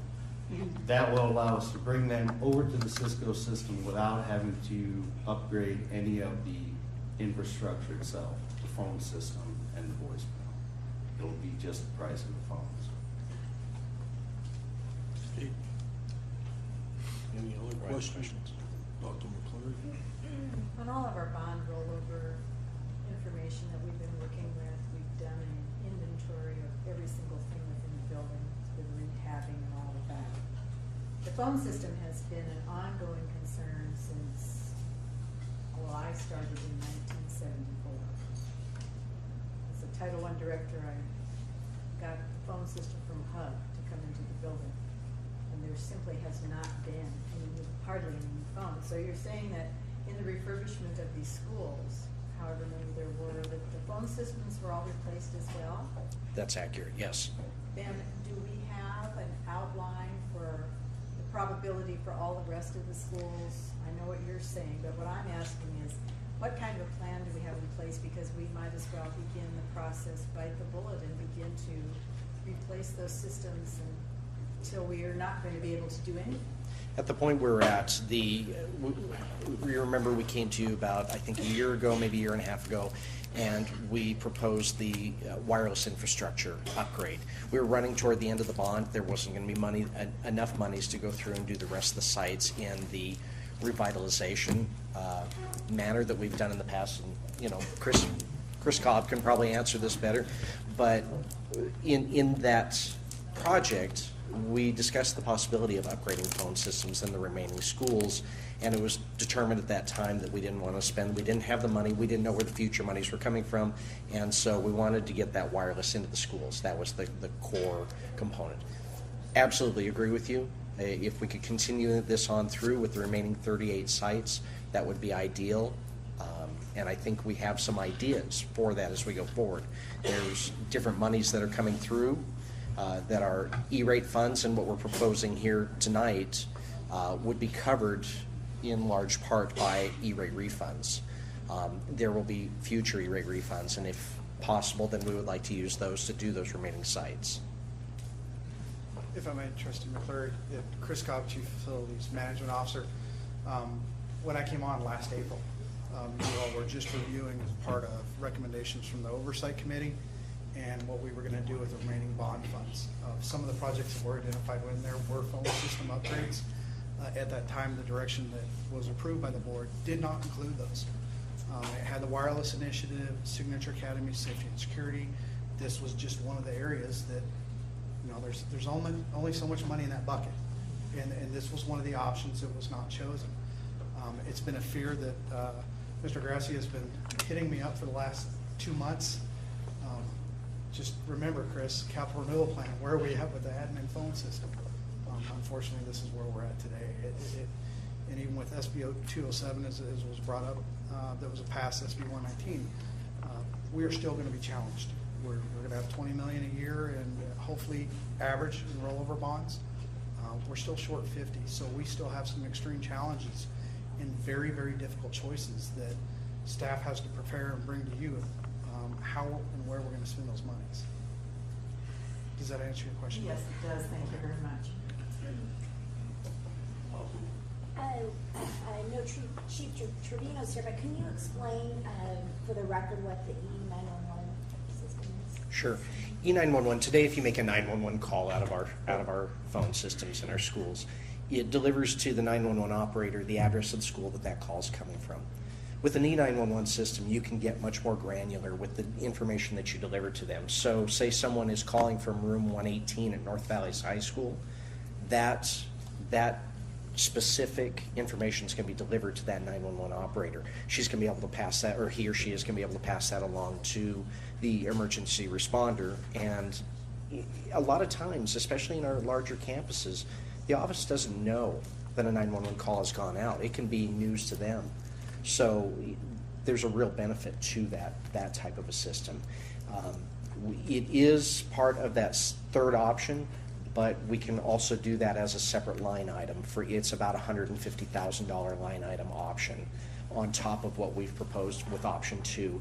When we took and looked at the total costs of the 3 options, the total benefit, if we were going to do some things like E911 for sure, and we were going to populate all the rest of the schools with phones, and we were going to provide significant video endpoints, if we were going to do a lot of remote, teleconferencing, or, distance that type of thing with the video. That would make option 3 worthwhile. But if we're not going to go, and we don't want to overbuy.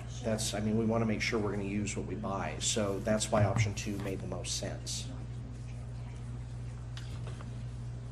And by the way, I'm sorry, though we have some video infrastructure now, so if we have a school that wants to do more, we can buy the individual video unit and support that, which is another reason we're not ready for it right now.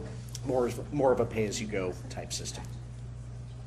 I actually think that option number 2 with Cisco systems is the best. And it's my understanding that most of our schools are on Cisco right now, right? That's correct. 67 sites. It's about 4,700 phones throughout the school district right now.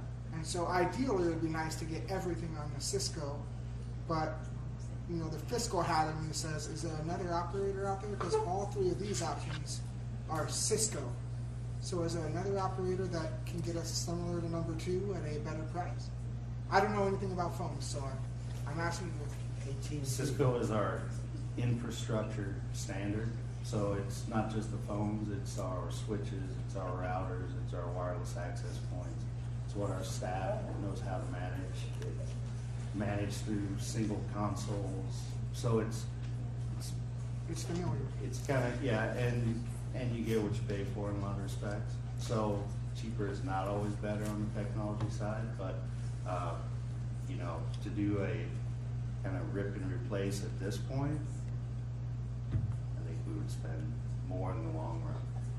Especially looking at the numbers of phones that are out there, 4,700 phones. That's a lot because if you were to go with another system, that would still leave us, to do these 3 sites, that would still leave us in the position with the 67 sites where we've got an older system, an unsupported system.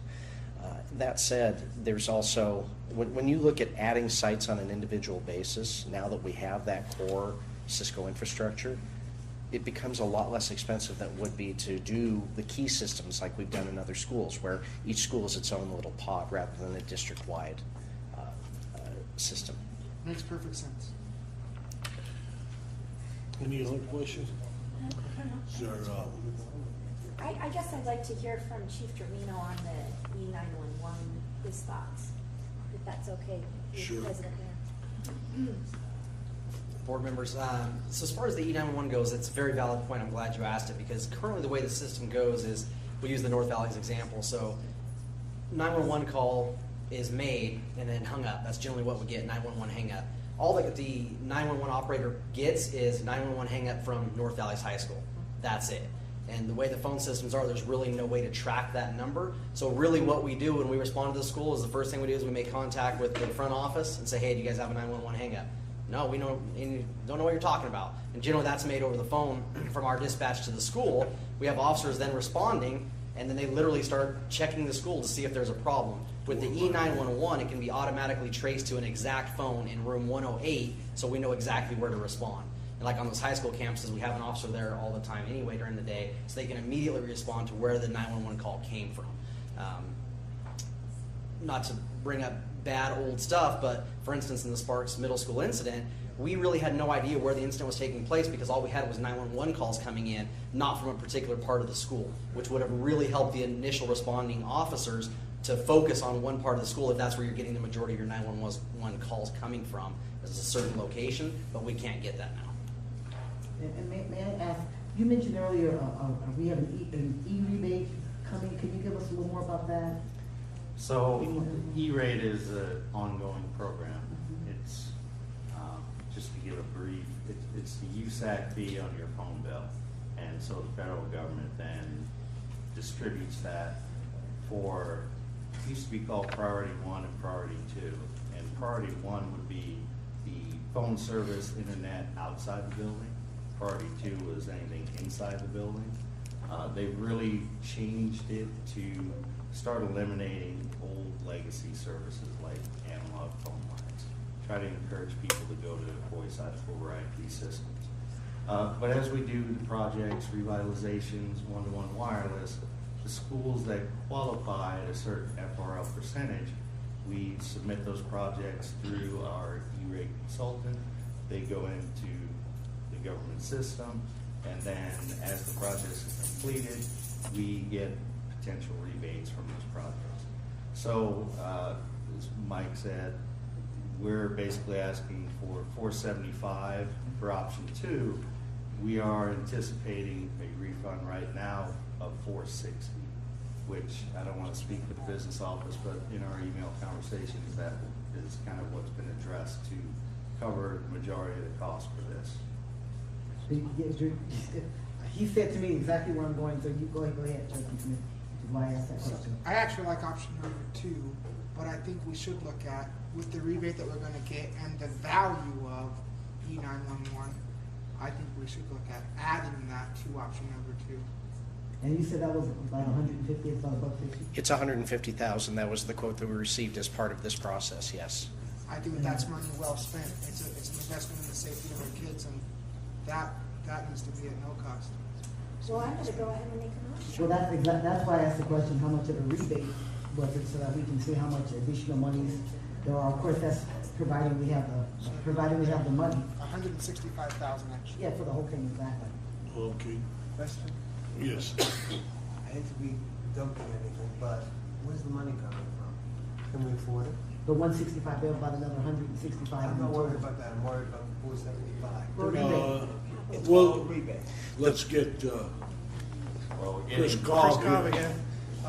We'll work with business and finance and IT. We'll have to look at some options, whether or not the E-rate funding that's coming in, what funds may still be available from some previous. Yeah, just leave the mic on. Sorry. Better? Yes. So we'll take a look at the E-rate reimbursements that are coming in. We do have some projected. We do have a few left in currently. Other than that, we'll have to take a look at possibly GST and the government services tax and see. So we can definitely go back and take a look and sit down and work with Chief McNeil and Interim Superintendent Davis, and we'll get back. So it looks like this, I'm sorry. So it looks like with all these rebates and everything, it's no cost really. There's a good, very good possibility. Okay. I guess the thing that I would like to say, of course, we know we need a solution now. Yeah. For what's going on, and that's the recommendation 2. And then with the additional or amendment to an motion or someone that says that they come back and let us know about the next meeting, what are the financial implications based upon what we expect to be remaining potentially from the rebate and other monies that may be there, so we can have as a priority to take a look at getting the E911. Although he's kind of saying that they got it. It looks fairly well just from discussions with Tom, but I would definitely want an opportunity to sit down with our CFO to look at any other possible implications there could be there. I know right now with the funding and option 2, the 475, there was a high level of comfort of one, solving this issue immediately and without hitting our general fund. Adding another 150, I think there's ways to do that, but here again, I really need to sit down with the CFO and his staff. I just want to be sure before I make that motion. Yeah. Well, I think You I'm know- gonna go ahead and make the motion and have staff come back if it's an issue. How's that? Oh, Well- I'll go with that. I think, okay, whatever. Can I make But one? it sounds like they got it, and this is one of the important things that we have to do. Can I just make one more comment? In order to get this, even if you approve this tonight, we may be looking at a 6 to 8 week window to go through purchasing, receiving, configuration, installing. So, I think you mentioned this, that this phone system, voicemail are an immediate need. Yeah, they are. I think if something happens and they can't pinpoint where it's happening, I think that's important. I think that's important. So I'll entertain a motion, Lisa Jerry. I move that the Board of Trustees approves option 2 to upgrade the Cisco phone system at a one-time cost of $350,000 with an increase to the annual maintenance installment of $30,000 plus $125,000 to replace the phones at 3 sites that are currently without voicemail for a total of $475,000. In addition, adding the $150,000 for the E911 system. Is there a second to that motion? I would like to just make an offer amendment if I may. If there's a problem with the additional 150 that we need, that they would come back. If those funds are available to do it. Yeah, you can add that as an amendment, but I don't think it's needed. The way they're talking and smiling, it looks like they got the money in their back pocket. And if not, where it says miscellaneous deduction on their checks, we can take it right. We can take it up. Over the next 150 years. Well, I would agree with Angie. I think we need to at least have them come back. Okay. If there's a problem. If there's no problem, let's move. If there is a problem, then come back. If you're okay with that amendment, Lisa? Yes. President Mayor? Amended You as. have to vote on that amendment first. Yes, and then but she go hasn't back. had a second on the amendment. She hasn't got that second on the motion. First motion? Yeah. Okay. Is there a second to the first motion? Second. It's been moved and seconded. All those in favor signify by Julia, saying. I just have a point of order. So how do we consider the amendment? Then you can come back and amend it. Is that how they go? Did I come back and amend it? You can, right now, if there's been a second, your amendment to that motion should be voted on second and then voted on. Then you can vote on the first motion. But yours Okay, has so to I be a move- second, yeah. Okay, so I move that that we amend that motion, amend the motion, Trustee Ruggiera's motion, to include that if there is a financial challenge with the $150,000 needed for E911, that they would come back to discuss that. I second that. It's been moved and seconded on the amendment. All those in favor of the amendment signify by saying aye. Aye. Opposed, so carried. Let the record show unanimous. Now we go back to the original motion as amended. Okay, all those in favor signify by saying aye. Aye. Opposed, same signal. Carries. Please let the record show unanimous. And thank you for setting us straight. Thank you very much. Thank you. Getting in there quick. Thank you Before very I much. turn it over to Mike. You know, that school safety committee also has a lot of money. It's just laying in We a only need 150. trust account.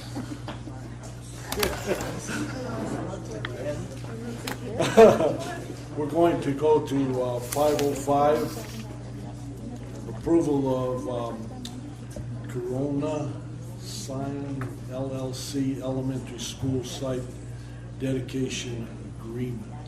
Mike. Good evening. For the record, my name is Mike Foster. I'm the school planner with the Capital Projects Division for the school district. And this is an exciting item to bring forward. After nearly 11 years of planning, cooperation and collaboration between the district and the developers of the Bella Vista Ranch. I've been involved in all 11 years of this.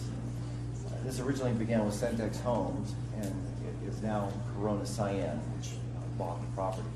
We have an offer of dedication for an 8-acre elementary school site in the South Meadows, which is an area in great need of school sites. Working initially with Centex, we identified an 8-acre site in an earlier phase of their 674-unit development, which is located east of DePaul Middle School. The original offer was accepted by the Board of Trustees in May of 2006. Corona Cyan acquired the property in 2008 after Centex exited the market and inherited all the obligations of Centex, including the offer of dedication for the school site. Corona approached the district last year and proposed to move the location to a future phase of the development.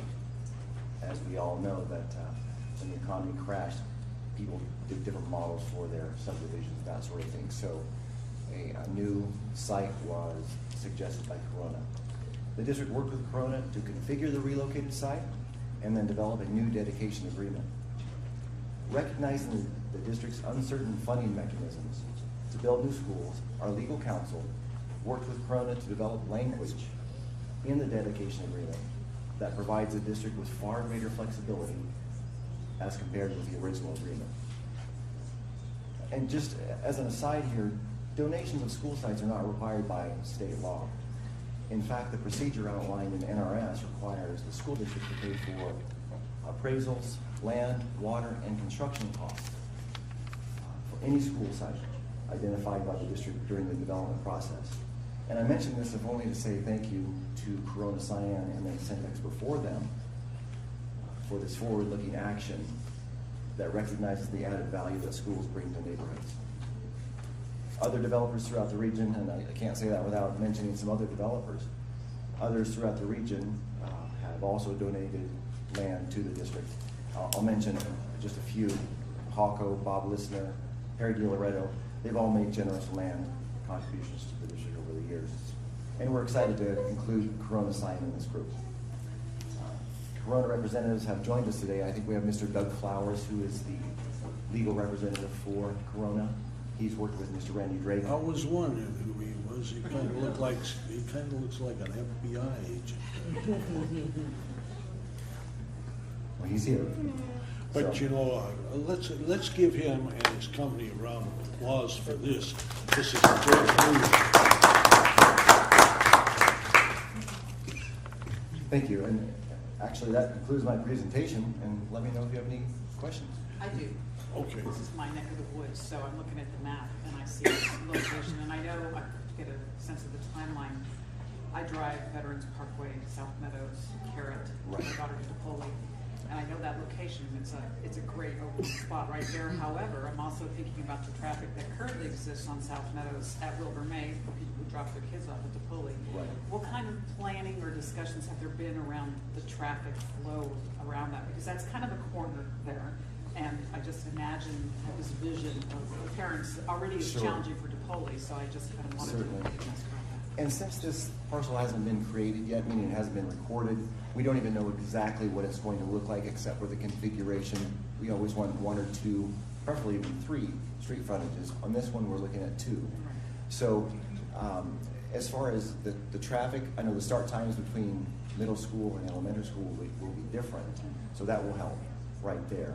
And certainly we'll develop a safe routes to school plan once the parcel is created, and then work with the neighborhood, the developer, and the city of Reno in this case to ensure we've got a safe route to school and a safe pickup and hopefully efficient that isn't like DePaul.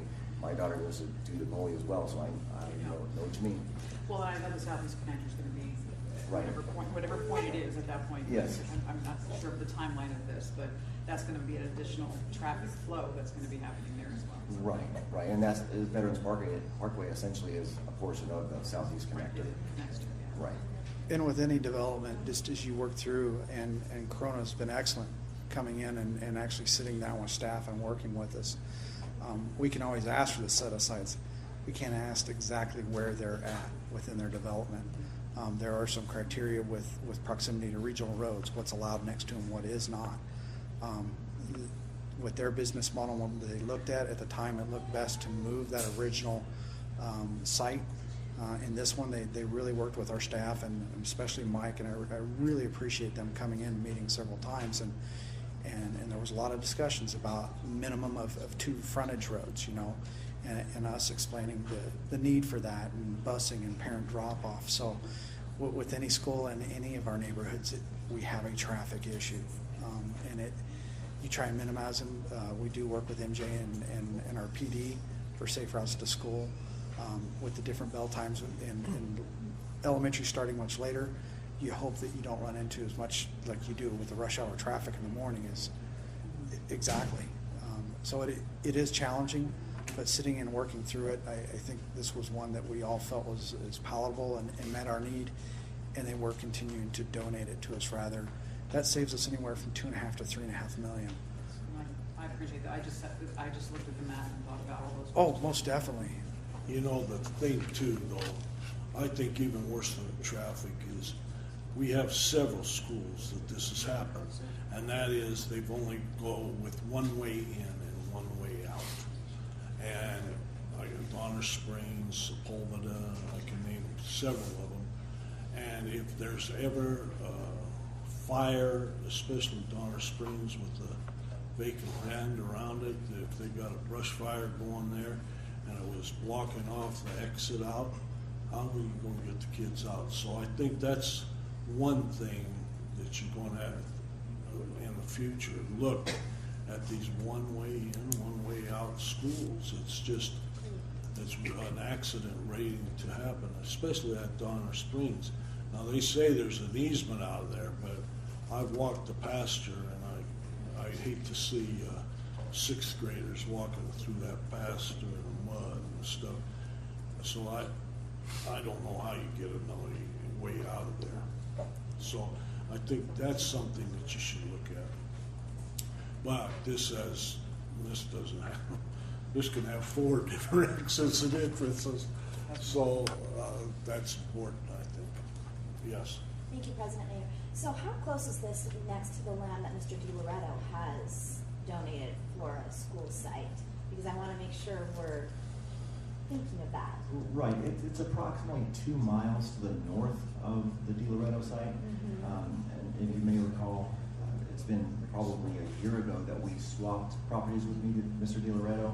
We had a piece on Carrot, yes, a 9.5 acre that we swapped for an 8-acre site down on Rio Wrangler, which is south of the Money Ranch High School. So there's quite a bit of distance between those two. I will mention also, we do have a 10-acre site on Wilbur May, just south of DePoli. But gosh, as Mrs. Franco was mentioning, we would have quite a bit of traffic if we had an elementary school site and DePoli on Wilbur May. So, but to answer your question, the distance is about probably 2.5 miles between this site and Mr. DiLoretto's that was swapped. So what are our plans for schools there? Well, we got to have that. Later? Yeah, you can't. Okay. We got to go into all the pros and cons. And I'd like to be able to build one on each site, but it's not going to happen. We just need, there's clearly a need out there, so I understand what President Mayor is saying. So I just want to make sure that, sometimes we accept the land, and I just want to make sure we're thinking, ahead of, what's going to go there, so. And that was the idea behind the elementary school site set aside with this area, that as Mike has stated, it's been in the better part of 11 years working through this in the initial review of the plan development when I came in. Just as a heads up, Mr. Baxley, our demographer, just sent me a thing yesterday that this past year was the highest year for new home sales. And that greatest growth occurred in Demonte Ranch and South Meadows area, about 340, I believe, new homes sold. And the second highest growth area was out in Spanish Springs, 270 something. It was over 900 new home sales. Looking at it, a majority of them in there in the south. So we're going to need every site down there. The thing that we really need that we don't have yet, as I keep saying, is we don't have the money yet. The most critical piece, I truly appreciate here again, a donated site. And 2 other sites give us a lot of options as this growth occurs where that, if and when we have that money, where that elementary school will go, because it is one of our greatest needs right now that we know of. And I think it's just wonderful that we got the donation. Is there a motion? I move that the Board of Trustees approve the agreement between Corona's Cyan and the Washoe County School District for the dedication of the 8 acres to be used as an elementary school site, and authorizes the board president to sign all documents associated with the transaction. Is there a second? Second. It's been moved and seconded. All in favor signify by saying aye. Aye. Opposed, same signal. So carried. Let the record show unanimous. And let's give the developer a round of applause. The shop is fantastic. Good. Thank you for that. Okay, don't go too far because you're doing the next one, right? Yes, sir. Approval to purchase 1320 I Street in the amount of approximately $197,500,000, including half of the estimated closing costs for possible action. This was his wish that this come to the school district first, and I want to appreciate your guys' hard work and hammering out between the high appraisal and the low appraisal, cutting the baby right down the middle, so to speak, and coming to an agreement. Now, this is by the nursing center there, right? Yes, sir, it is. It's just to the west of the nursing center, which is, in fact, Mr. Sweeney built that house that is the nursing center himself, as well as the house that we're talking about this evening. So that the house we're talking about is a 430 square foot single level house built in 1950. It's got a 1,539 square foot garage. And as you mentioned, we did 2 appraisals. Actually, we did an appraisal, the district did on our behalf. And then the trustees for the Sweeney Trust, the estate, did their own appraisal. And interestingly, ours came in at $200,000 and theirs came in at $190,000. And as you mentioned, we did split that right down the middle and come to an agreement that we would go right at the middle there, the middle point, and plus splitting the closing costs. And as you know, the parcel is bordered on all sides by the campus of Sparks High School. It's kind of a donut hole, if you will. I'll tell you, when I started at the district in 2004, I worked with Dale Sanderson, who was a fantastic facilities director back in those days. He introduced me to Mr. Sweeney, who would always tell me that he would point out towards the ball field there at Sparks High School and say, this was all alfalfa. And he would tell me where the wells were and where the water lines were, and don't park your cars over here because there are water lines. And I digress, I apologize, but we've developed a relationship with him, and his wish is, and was, to have this property go to the school district so that the students of Sparks High School can benefit from that. There's a number of things we can do with the property, and so forth. So Actually, he was wrong. There was a 12th Street pond was right there, and that's why 12th Street curves around that way. The pond was there, and then the alfalfa fields. Okay. So he probably, looking out his back window, could only see the alfalfa field. But I got a call from his daughter, and she could not be here today, and she would like closing costs to go as fast as possible, the closing of the property. She appreciate it if we put it through faster. Right, and the date I had was the 30th of April was the date that she had preferred to do, and I think we can put together a purchase agreement with legal staff and then have that go through the escrow company. Western Title was what Mr. Sweeney would like to use, and so that's already kind of in the wings. We've got that queued up right now. All right. And I'm ready to make a motion. Yes. I have a question. What is the condition of the property? Currently, it has been appraised. We have not had a house inspection on it yet, I believe, Mr. No, we have not. Okay. So has anybody been inside of it? Our appraiser did do a tour inside the house, and if you've read some of the appraisal, there are a few issues with the house. It is an older house that Mr. Sweeney in his advanced age did stay in and had cats and animals in there. We'll probably have to go in and do some cleaning. I don't know to what extent, but we'll go in there and do the best we can. If you look right next door at the nursing home, not nursing home, but the nursing headquarters there. It's interesting, Ms. Balchunas, who's the director of that department, her office is the master bedroom. It's kind of an odd thing. You go in and see someone in the master bedroom and that's their office. But nonetheless, we can make a lot of things work. We have so many leased properties out there, and I know that there's a lot of need for space. But to answer your question, no, we've not done a thorough review of the systems or asbestos or lead, that sort of thing.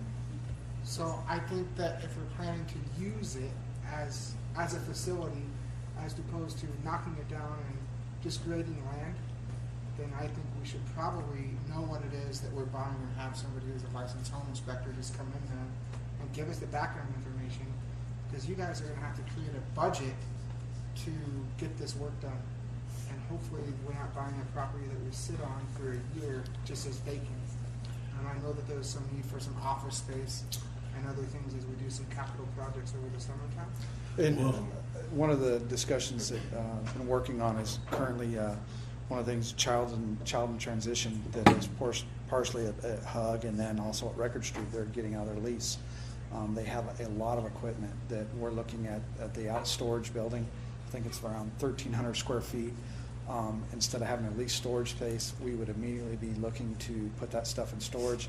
That also aligns with child in transition. I believe there's a portion of them that are at Sparks High School. So their proximity to their stuff, it's going to be a huge benefit. As far as the house, there's a lot of ideas that we're kicking around, whether or not it's early childhood, additional space for student health, or re-engagement program. With that, you're absolutely right. We'd have to go in. We need to truly look at the layout and find out its best use based on its layout. We do have a lot of leased space. I don't see a problem in the world filling it up and using that space. It also, like Mr. Boster said, getting this in basically a donut hole in the middle of it. Here again, I know we don't have a lot of money now, but in the future, I think it creates the opportunity to do more with that site. You would make it all one parcel. Better part of 4 different parcels surrounding the thing. Ideally, we'd get rid of it, and that would allow us a lot more options to develop that site in the future. Here again, the future depends on money, but it does open the possibilities a lot more to that site. And the possibilities of that donut hole by the baseball field and the campus of Sparks High School being filled with low-cost rental apartments on the campus of Sparks High School would be detrimental to the atmosphere of children. And I know there's some apartment developers that are looking very closely at that piece of property. So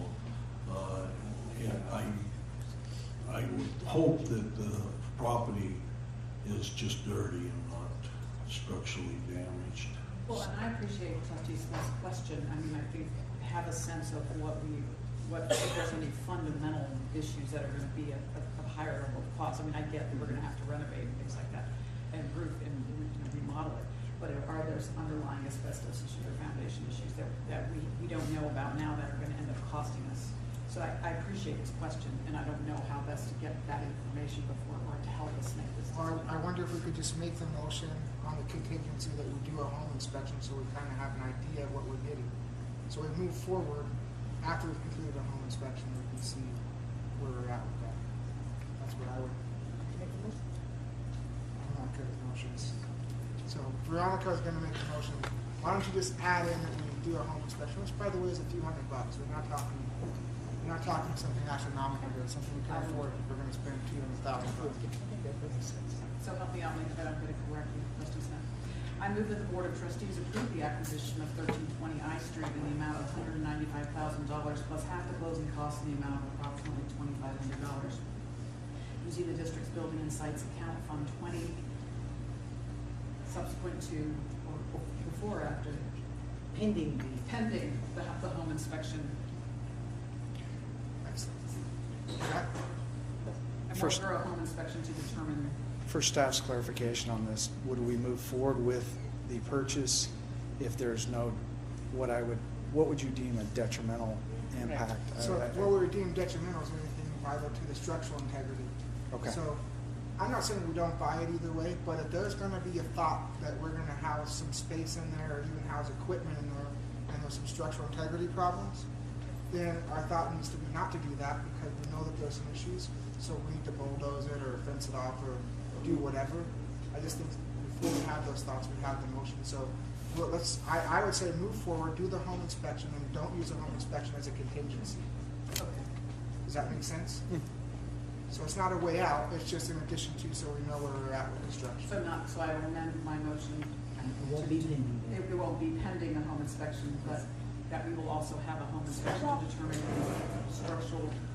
Well, I think that's a pretty long, big expense for nothing. You're saying that no matter what the deal comes in, that we bought it. Well, it's home inspection's $500. We're getting in the weeds. Well, I okay, think we need to know what it is. let's. And staff, We've got a motion, and did we have a second? Can we put, We need to restate that motion. I'm just gonna read the motion as it's currently written, because I think it is, we would be doing the things I think that if I said it the way, if we passed it the way I said it before. So, I move that the Board of Trustees approves the acquisition of 1320 I Street in the amount of $195,000 plus half of the closing costs in the amount of approximately $2,500 using the district's building and sites account fund 20. Okay, we have I just received a speaker's card for 506. Mr. should we Eppolito, get a second? didn't you second? No. Okay, I is there a do now. second? Okay, it's been moved and seconded, and we'll have the vote after this public comment. 3 minutes? Won't take 3 minutes. I know probably some of you don't even know, but I am a real estate broker in Nevada and California.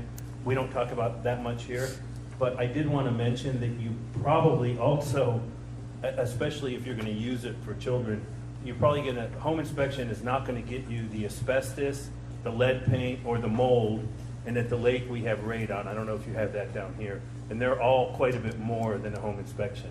So my input is you probably want to do at least asbestos, lead paint, and mold testing before you buy the property. Thank you. Okay, thank you. There's a motion on the floor. All those in favor signify by saying aye. Aye. Those opposed, same signal. No. We'll take a vote on that. I don't know who did it. You were so. We'll try. Are opposed? I said I was opposed too, so it passes 4-3. What, you know what, I need a point of clarification. Yeah. What was the? Yeah. I read the motion as written in the She agenda. read it as you wanted. Oh, you didn't add the inspection, okay. All right, we'll have a revote. Can we have, hold on. Yes, we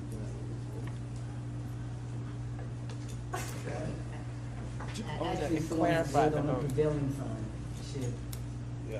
should ask. Okay, that is good. Correct, it would be have somebody to Okay. reopen the vote that was on the side to vote for the motion. Well, it passes 4-3 anyway. Are you okay with that? And I'm Want that okay on the with record? passes The 4-3. smartest guy, not supposed That's all right, I can explain. All right, so it passed 4-3.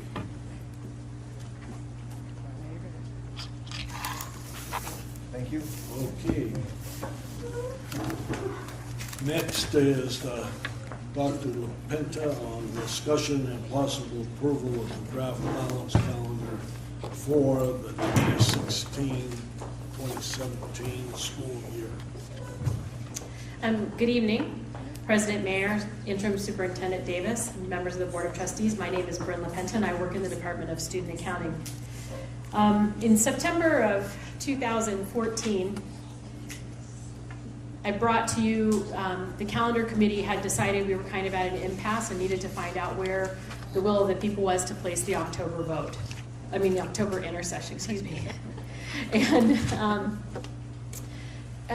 I brought to you the survey, and you approved it, and we went forward and we did the survey. I did add in a component to it where we called the families that were Hispanic, that were Spanish speaking, and asked them the same question that was in the test, and we gave them a place to call should they be wanting to make a comment. And my staff is 25% Spanish speaking, so that was not a problem for us.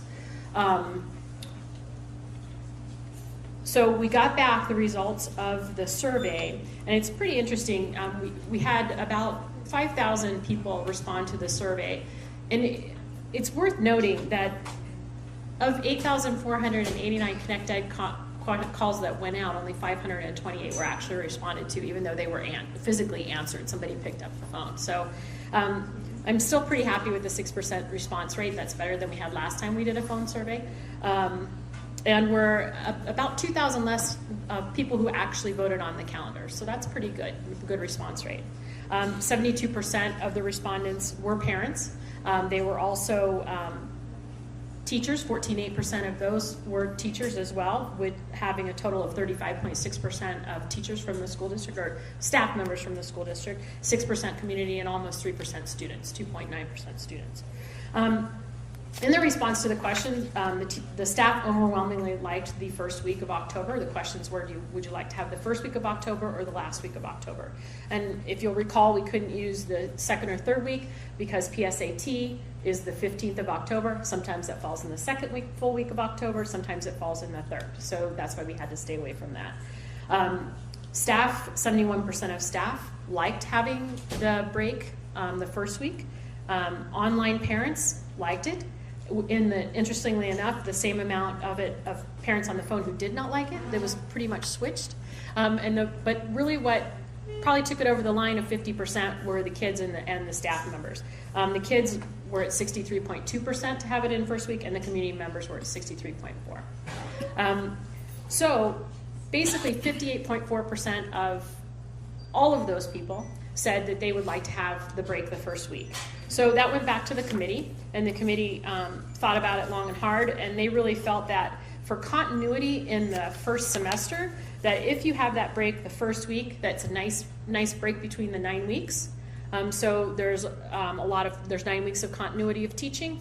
You have your break at the 9 weeks, and then you have that kind of mess that comes around in November and December, Thanksgiving and Veterans Day and an even year, professional development, because we have voting that happens in our schools.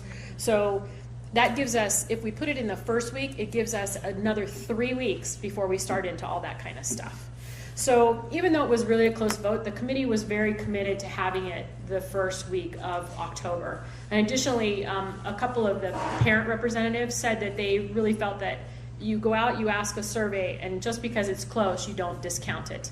So then I have brought for you the 2016, 2017, not 2015, 2016, but 2016, 2017 balance calendar for your approval. Any questions? Is there a motion? I just have a question. Sure. I had someone right after we had some accidents over the extended Christmas break that we had, and someone mentioned, do we have any idea of what activities there are for, in particular, when the young man fell through the ice? Yes. Yes. That tragedy that happened. Do we have any idea of what kinds of activities are? Because of course, everyone's emotions were high because that was such a tragedy. Sure. That Yes. happened, and it was in the third week of the break that we didn't used to have. And so I guess my question is, do we have any, it isn't our responsibility to say, hey, we have a Boys and Girls Club program for you to go to, or whatever, but do we have any idea of what kind of options there are for parents that have kids that's out that extra week? We do, and that's actually a really good time when we have those activities, is that winter break, when we have those, because the schools have a lot of activities are going on for kids, but there's like the Discovery Museum that has them, and I can't remember, Debbie Milan works for communication. Okay. And Debbie Milan puts those together on what is out there. And then actually winter break was the first time that I realized that she was putting those together, because I saw her on television. So she was there telling where parents could go to find what camps and activities and things. I know UNR did a camp for girls that was like a young scientist camp. It was super cool. So I know some young ladies that went to that are, you know, in elementary, middle school, and they really enjoyed that too. So there's all kinds of things. Do they range in cost? Yeah, they're all, yes. Because we don't want that to be an issue as well. Well, we have Boys and Girls Club and also our faith-based groups. We have some strong ones, especially out in where Veronica and I are, our areas that are doing some programs too. And 360, they're doing some programming. They did at the apartment complex. What is that apartment complex, Veronica and our Double Diamond, those? Oh. Is that, yeah. That's what I hang out there all the time. It's Diamond Creek. Diamond Yeah. Creek. Yes, so. There are a lot of options ranging in cost for free or whatever, but, okay, thank you, then now I know how to respond, so thank you. Yes, you betcha. In fact, the Boy Scouts, we're going to have 2 week-long snow survival over the break, and since the lack of snow, they changed it to dry survival. Oh.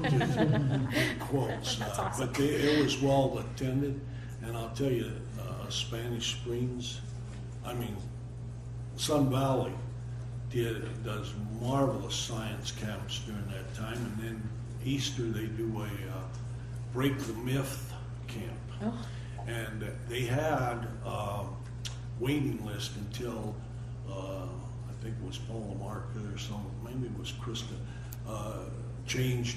It used to be that they could only use their faculty for the intercession, and they okayed to get high school teachers.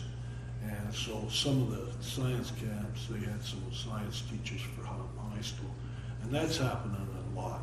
And I think they had over 150 kids, if I'm not mistaken. Yeah, we're serving about 3,000 to 3,500 kids in each intercession at this point in time. Each one. Mhm. That's terrific. That's terrific. Okay, I'm still waiting for a motion. Oh, move to approve. Thank you. Is there a second? Oh, I didn't say it. Oh, that's all right. We'll forgive you this time. Is there a second? It's been moved and seconded.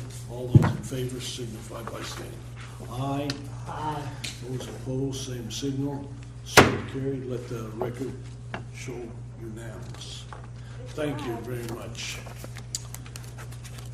You know, I hope people are watching the great quality of reports, staff reports that are presented, because it indicates a lot of hard work and thought go into these staff reports with little acknowledgement. So all of you guys that make reports, it's fantastic. Keep up the good work. Well, It's really we good. should give some credit to chief of staff because they can't get a buyer. Oh, she's Yeah, she's a drill sergeant. She's the gatekeeper? Okay. Well, congratulations. Ease up a little.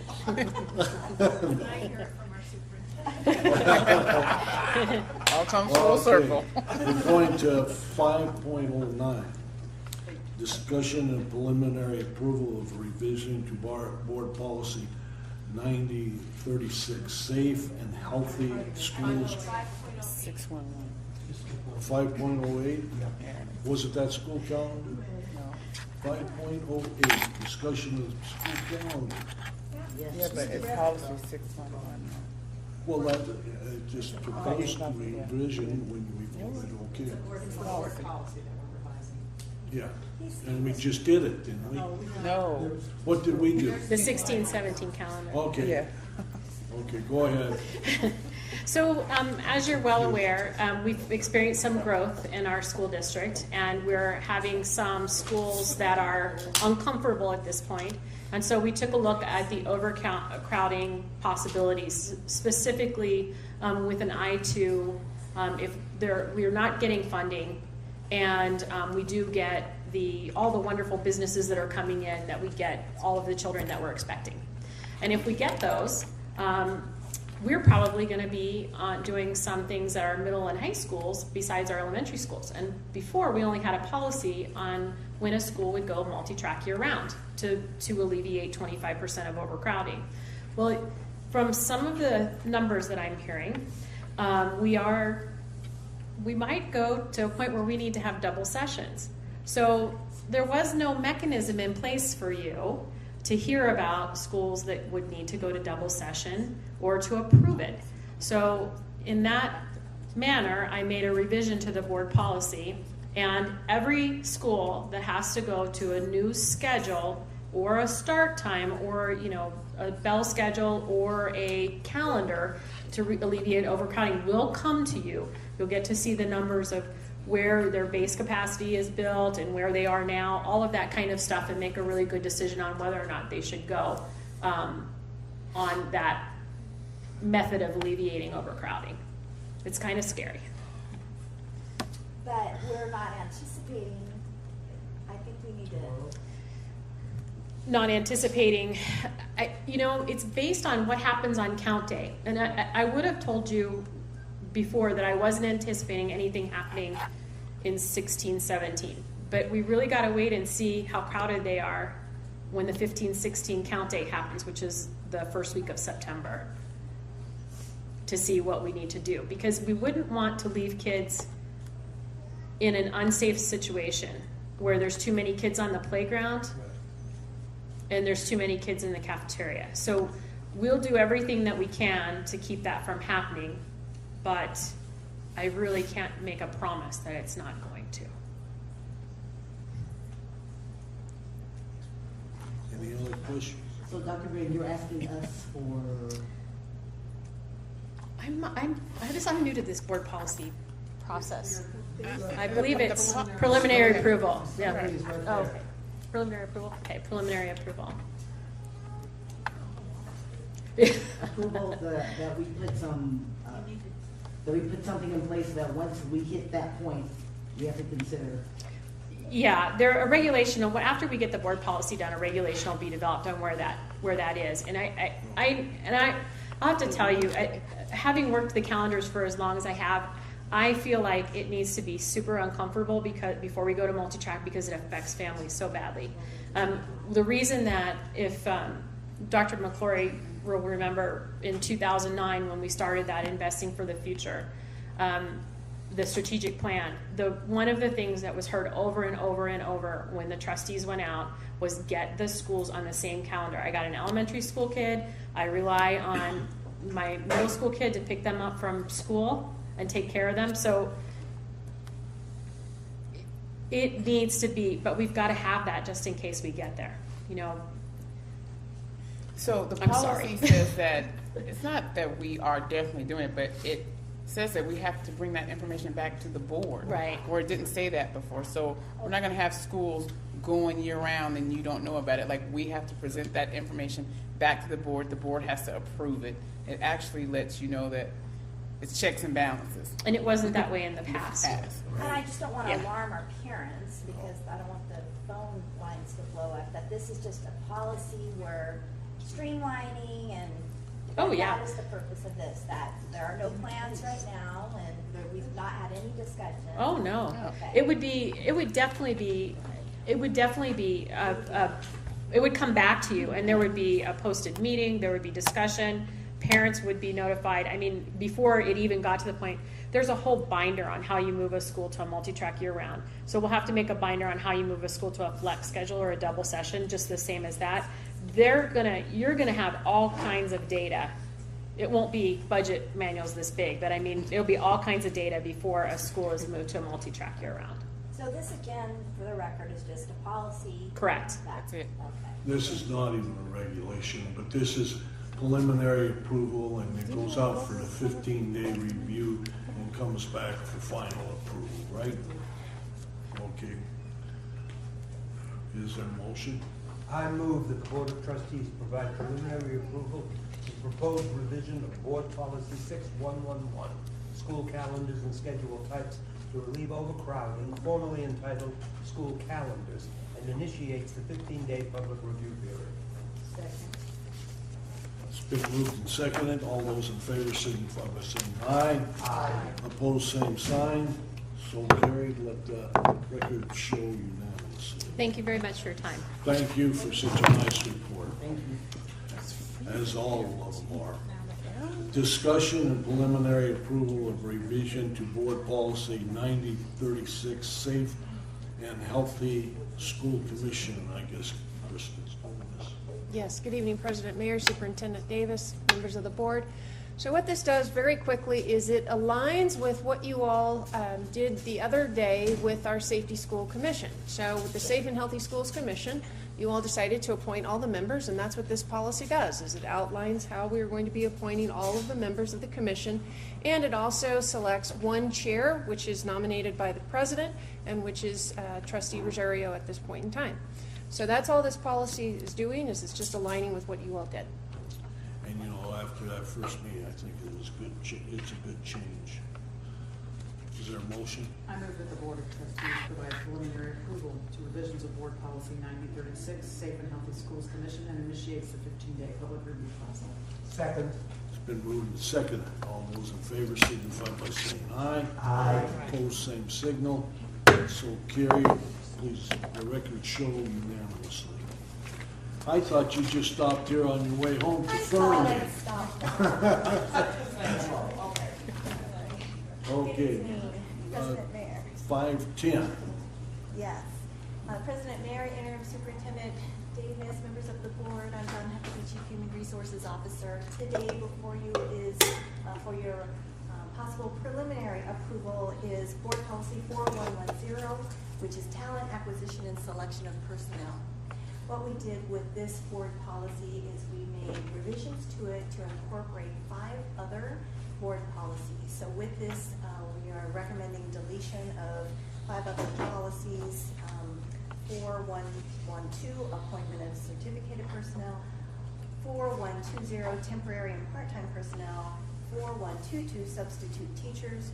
4123, student teachers, and 4124, part-time teachers. So everything is incorporated in one encompassing overarching board policy, which is the purpose is to set the vision by the Board of Trustees that the Washoe County School District recruit and select employees for all of our various positions included within here, with fair, equitable, and consistent procedures around that recruitment and selection process. Any question? Yes.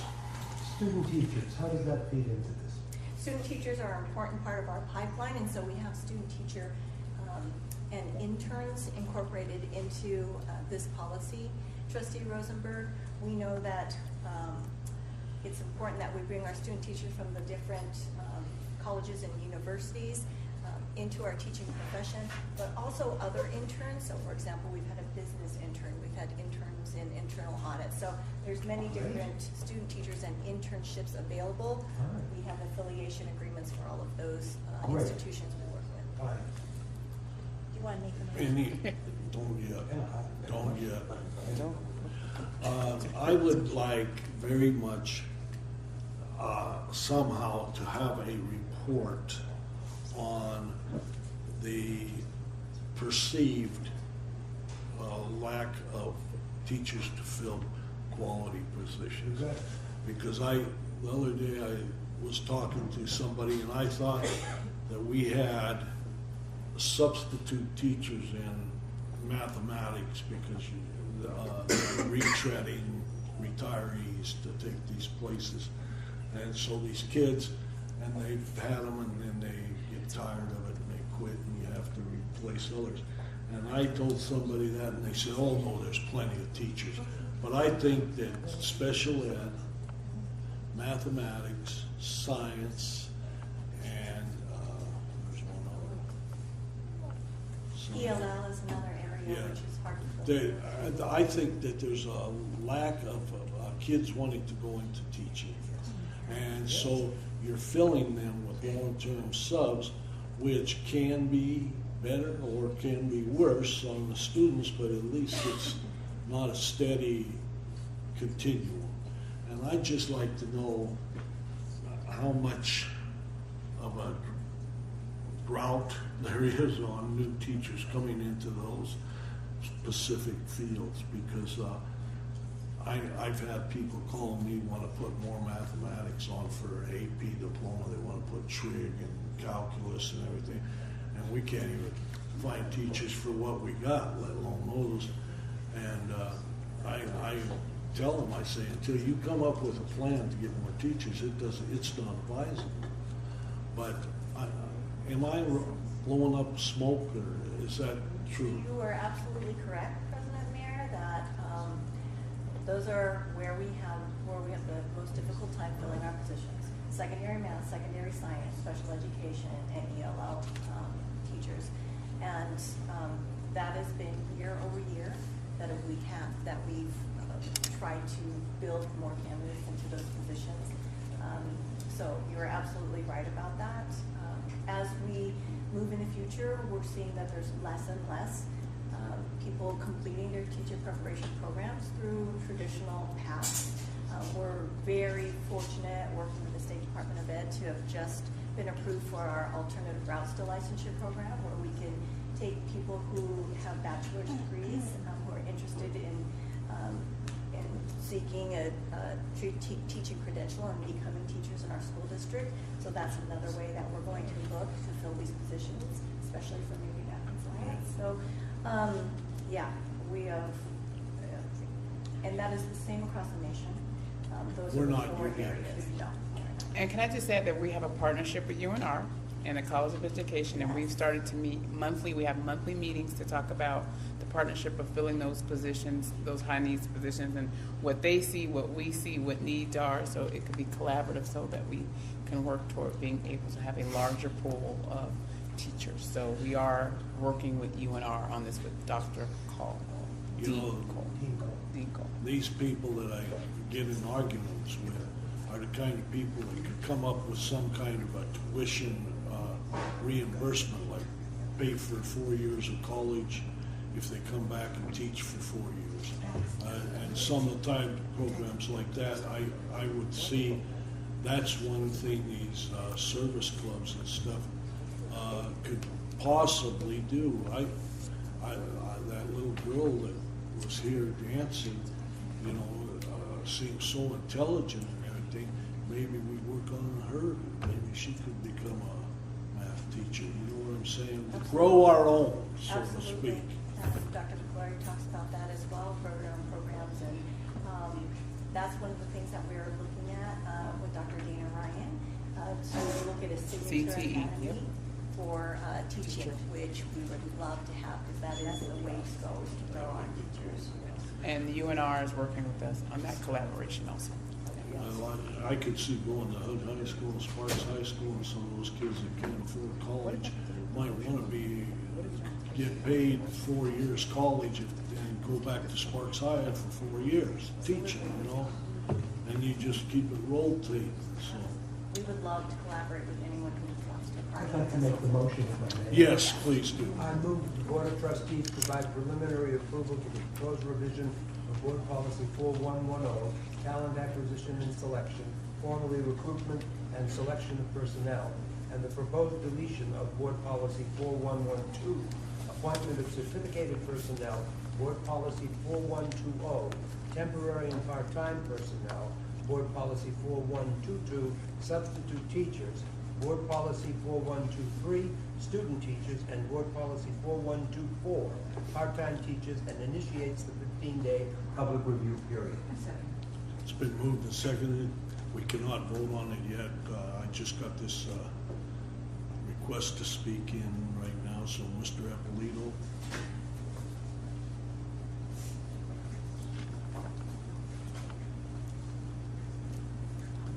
My name is John Eppolito. I just saw this last week on NPR. There was a really good story, and I sent it to a few of the legislators, and the title of the story was, "Where Have All the Teachers Gone?" And there was an excellent quote from the story. I forget who the host was, but what he said was, quote, "There is a growing sense that K-12 teachers simply have lost control over their professional lives in a bitter, politicalized environment." Take, for example, the ideological fisticuffs over the Common Core state standards and high-stakes testing and efforts to link test results to teacher evaluations. Throw in the erosion of tenure protections and a dash of recession-induced budget cuts in some states, and you've got the makings of a real crisis. Before he got to this point, he went through how few teachers are they were looking at California schools. I believe it was down over 50%, and I don't know if that was over 1 year or a couple years, but it's all connected. Thank you for that information. I'll just pass it on to some of my friends. I'll send email this to you guys. Okay, thank you. It's been moved and seconded. All those in favor signify by saying aye. Aye. Those opposed, same signal. Carries. Let the record show unanimously. Okay, we're on 5.1.11. Discussion and preliminary approval of the proposed revision of Board Policy 4119, separation of service. Huckabee. Oh, we had to stop twice. So for the separation of service, as we were looking at all of our board policies, this is one that we definitely want to keep. And in this, the purposes that the board wants to ensure that we have a very respectful process in the separation of employees from our district. There was just a few revisions, so they were very minor revisions that we needed to add to it, and so this is here for preliminary approval for the revisions to the separation of service. Okay, any questions? I'll make a motion. I move that the Board of Trustees provides preliminary approval to the proposed revision of Board Policy 4119, separation of service, and initiate the 15-day public review process. Second. It's been moved and seconded. All those in favor signify by saying aye. Aye. Opposed, same sign. So carried. Let the record show unanimous. Thank you so much. Okay. Thank you, Dawn. Thank you, Don. Safe trip home. Yes. You probably could do it with your eyes closed from here. Discussion on 512, discussion on superintendent search for discussion only. Presenters, Board of Trustees it has done. Okay, maybe that's just to have a discussion amongst ourselves on the search for a new superintendent. Any ideas? Well, as of right now, I'm sorry. Because as of right now, Superintendent Davis, I guess we'll talk as though she's been sitting here. Yeah, I'm gonna start reading next week's journals, yeah. Is under contract until June 10th. June 10th. June 10th. And did you have something? Well, I would just like to ask, Superintendent Davis, how's it going? Wow, I was supposed to not be here, right? So much for pretending. Yeah. I think it's going quite well. I think in the past 4 or 5 months, we've seen tremendous movement in some of our initiatives and what we're doing for kids, as well as putting in systems for employees and students and branching off to continue to engage the community. It's a wonderful staff. I think when you think about the work and how each person has come up over time, you actually have seen the movement and the work move forward. The work with the board has been phenomenal. I like that some of you text, some of you call, but it's neat because you all have different vantage points and we try to meet the needs of the individual learners. And we learn from you also because Dr. McClure provides us lots of information that makes us think about the work which we need to be challenged. So I think it is a very healthy, productive relationship and that we are doing what we should be doing for students. Any other comments? I'm going to make one comment, and that, you know, I haven't been quiet enough. I want to thank you for cooperating with the board. I think that it's a fresh breath of fresh air, because you get back to us pro or con, or it's not, well, maybe. I used to hate that when my mother say, I say, can I go to the movie on Saturday? Well, maybe. I would rather her say yes or no. Maybe held me up in the air the whole time. And you're that type of person that you really get back right away. And I think it's really a wonderful thing. I think it's a two-way street.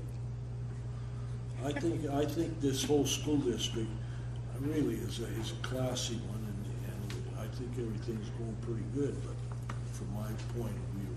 And well, just in terms of the discussion regarding sort of the future, which I think is really the point of this conversation. I mean, and I think we'll have the opportunity to evaluate Superintendent Davis. No, there's not evaluation.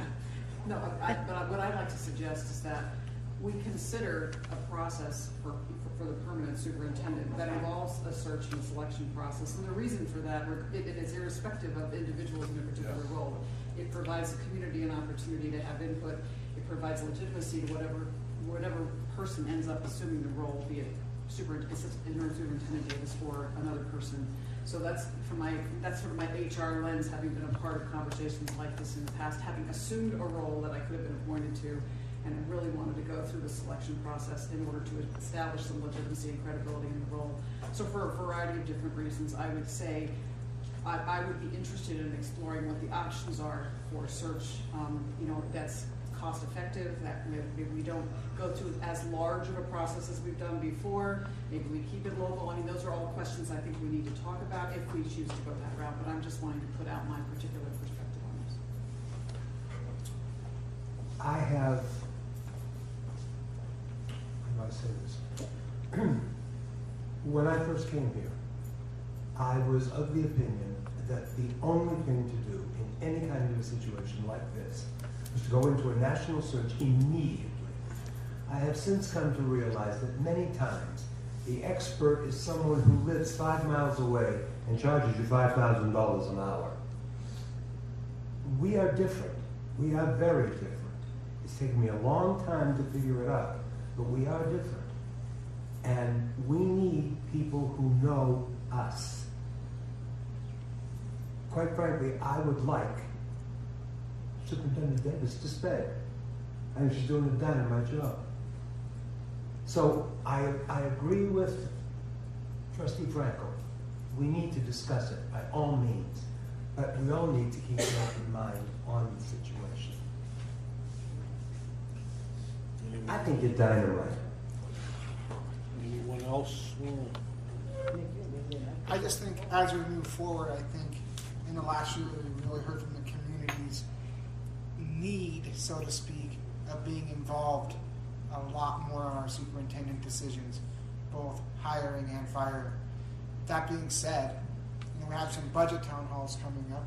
I think as we move through the process, nobody's to say that Tracy is or isn't going to be that person, but I think we should hear from the community and get some direction from them. Yes, we're trustees and they trust us, but that was a hot button thing for them, was not feeling included in our superintendent decision. So I'd like to just make sure we're very open and we're really working with communications to let people know, hey, we're going to have some town halls, and the focus is how do we move forward with this superintendent selection. I think that, because I haven't been here very long, but in the time that I've been here, I just have to look back on, I've had a lot of experience doing presidential searches at the university, and so I kind of liken it in terms of you getting the CEO of an educational institution that the community feels very much a part of. I have, obviously at the end of the day, I think we all have the same goal, and that we want to do what's absolutely best for the students in the district.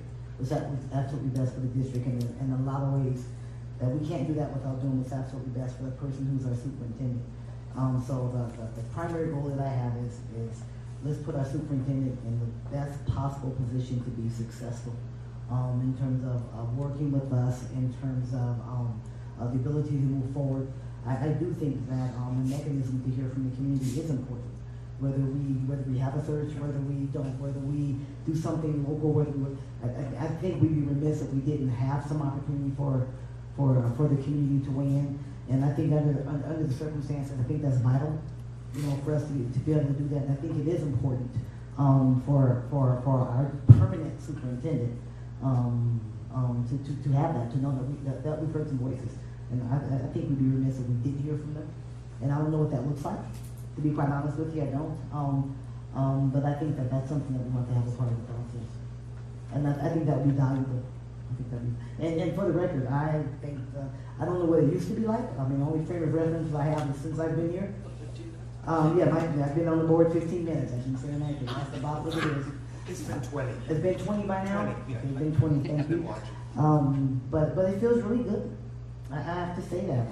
The direction that we're going, the staff works incredibly hard. I am completely impressed with the way the staff works and the level of excellence that you have, the standard that you have, and then the leadership that I haven't worked under any other superintendent, but I've been tremendously impressed with Tracy's leadership. I really have been in that vein. But, you know, I think that we want to, how do we put all of that together and come up with the best way to move forward?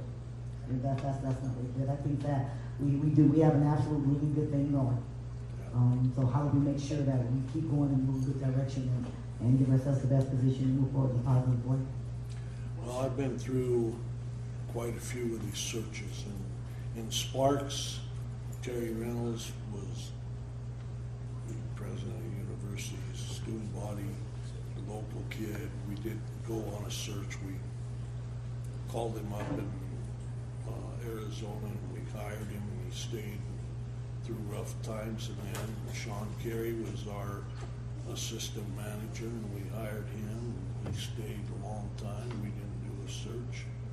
At RTC, we had people on staff that we always promoted, and except for one, and she was great. And so it depends on the results of the search, I'd say.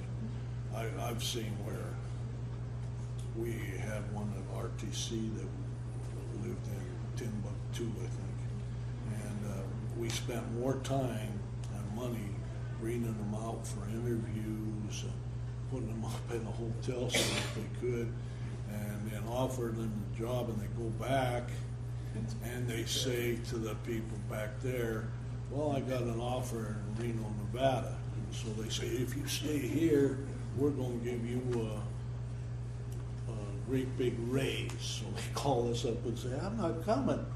And then we have to start all over. So I don't know if our HR department, if they could do a search and we have somebody in the community that's well versed in it that could do it.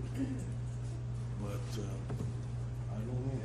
No, I think under the circumstances of where we're coming from and trying to close that around, I don't know that you necessarily advocate for a search, but maybe we talk to people who do searches and look for guidance. Is it the right time? Has there been enough time between what happened and where we're at now? Because I think that's important, especially if you're going to do a search, we need to be making sure that we're searching for AAA, right?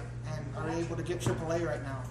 I think that that's important that we just look at, is it worth doing a search instead of talking about doing it right now. I think that's important to consider.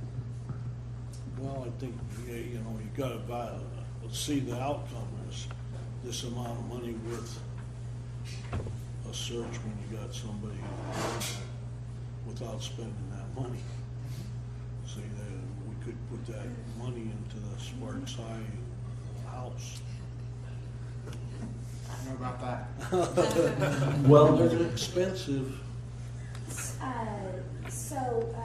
think it's a very good discussion, and I think there's different types of search. But I want to get kind of back to maybe our upcoming town hall meetings. We can facilitate a question and solicit some feedback on what some of the community members think. I am totally opposed to doing a national search. I think we have our candidates sitting right here in front of us. But I do think getting feedback from the community is something we ought to be doing.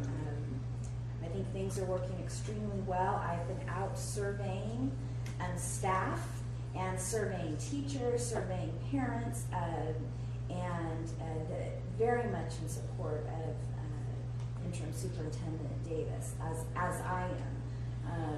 And sitting on this board for 2 years, going through the superintendent interviews and watching every single one while I was running for office. I think we have a jewel right here in front of us. We have a native Nevadan who was born and raised in Nevada, whose family comes from education, who is a role model for our students, especially our minority students, our female students, and all of our students. Is very focused on all children. And I know staff is very, very, very, very supportive of Interim Superintendent Davis. So I think facilitating some options to get some feedback is something we might want to do, but I know where I'm headed in this process, and I am focused on student achievement, and I think we have the team right here doing that right now, and I want to continue to see us work, and just looking at the work that's been accomplished in the past few months on issues that we have been struggling with for some time. I mean, back to when I was a consultant for the district, and to see that things just turn around so rapidly is right before my eyes. It's just been a tremendous journey to be on with you, Superintendent Davis. So I'm very, very appreciative of energy, but I'm also appreciative of watching you work with the staff. I mean, that's just been very, very, very, very powerful for me. So I think we're going to start this in water race.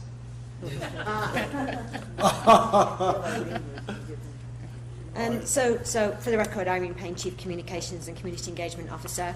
I think I would need some direction from the board in terms of what you would like me to do next. I mean, we have our first town hall meeting tomorrow, and probably the first half an hour is our Chief Financial Officer going through the budget, also touching on our capital needs.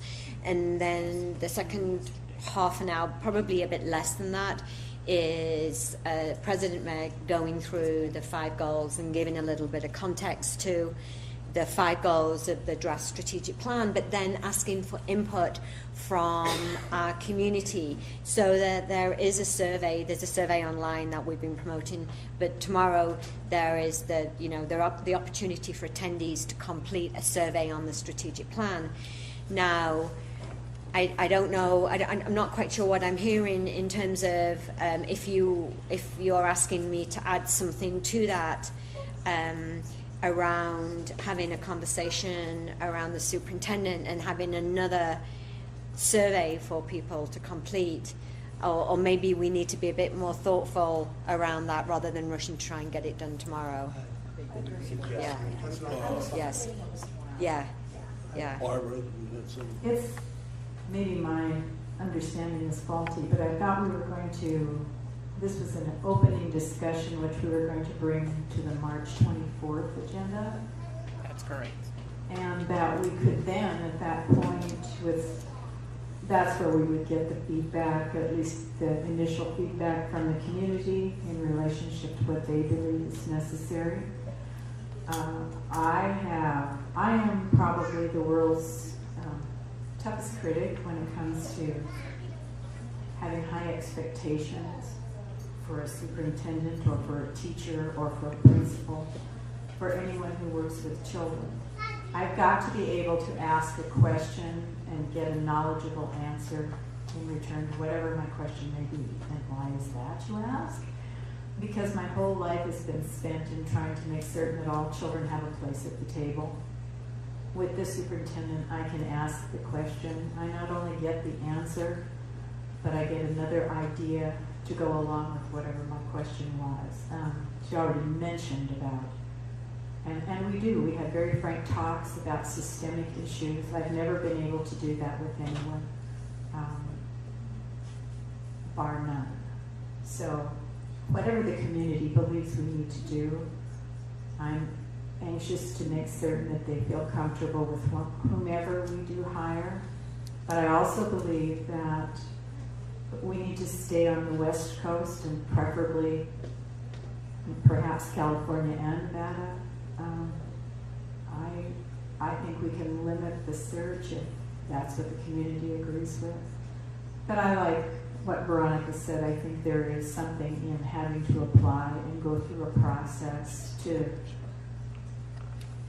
make you a legitimate candidate, and that you have won the job through all of the processes that we've set in place.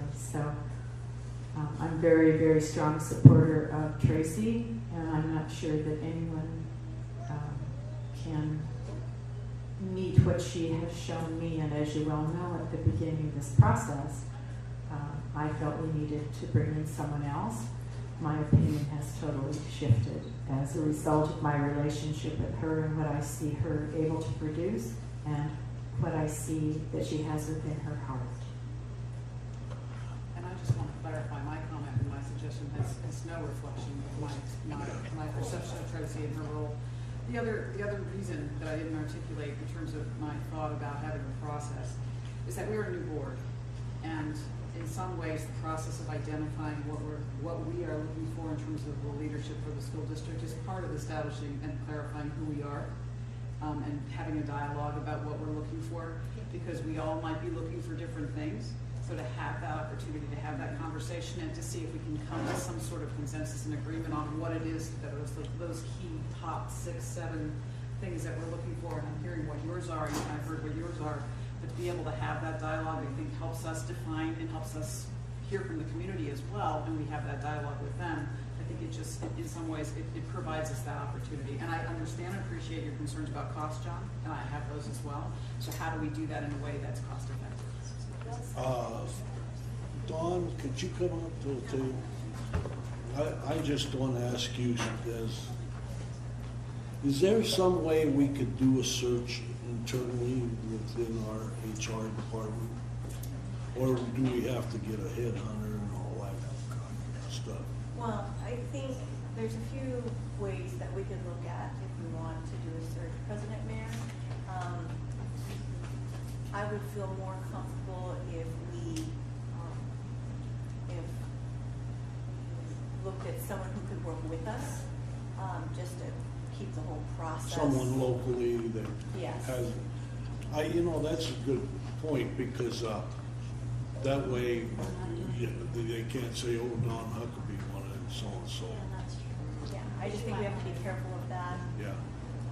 It's often challenging to have the staff that's going to be reporting to the person that we're hiring, sort of leading that, to have an outside perspective.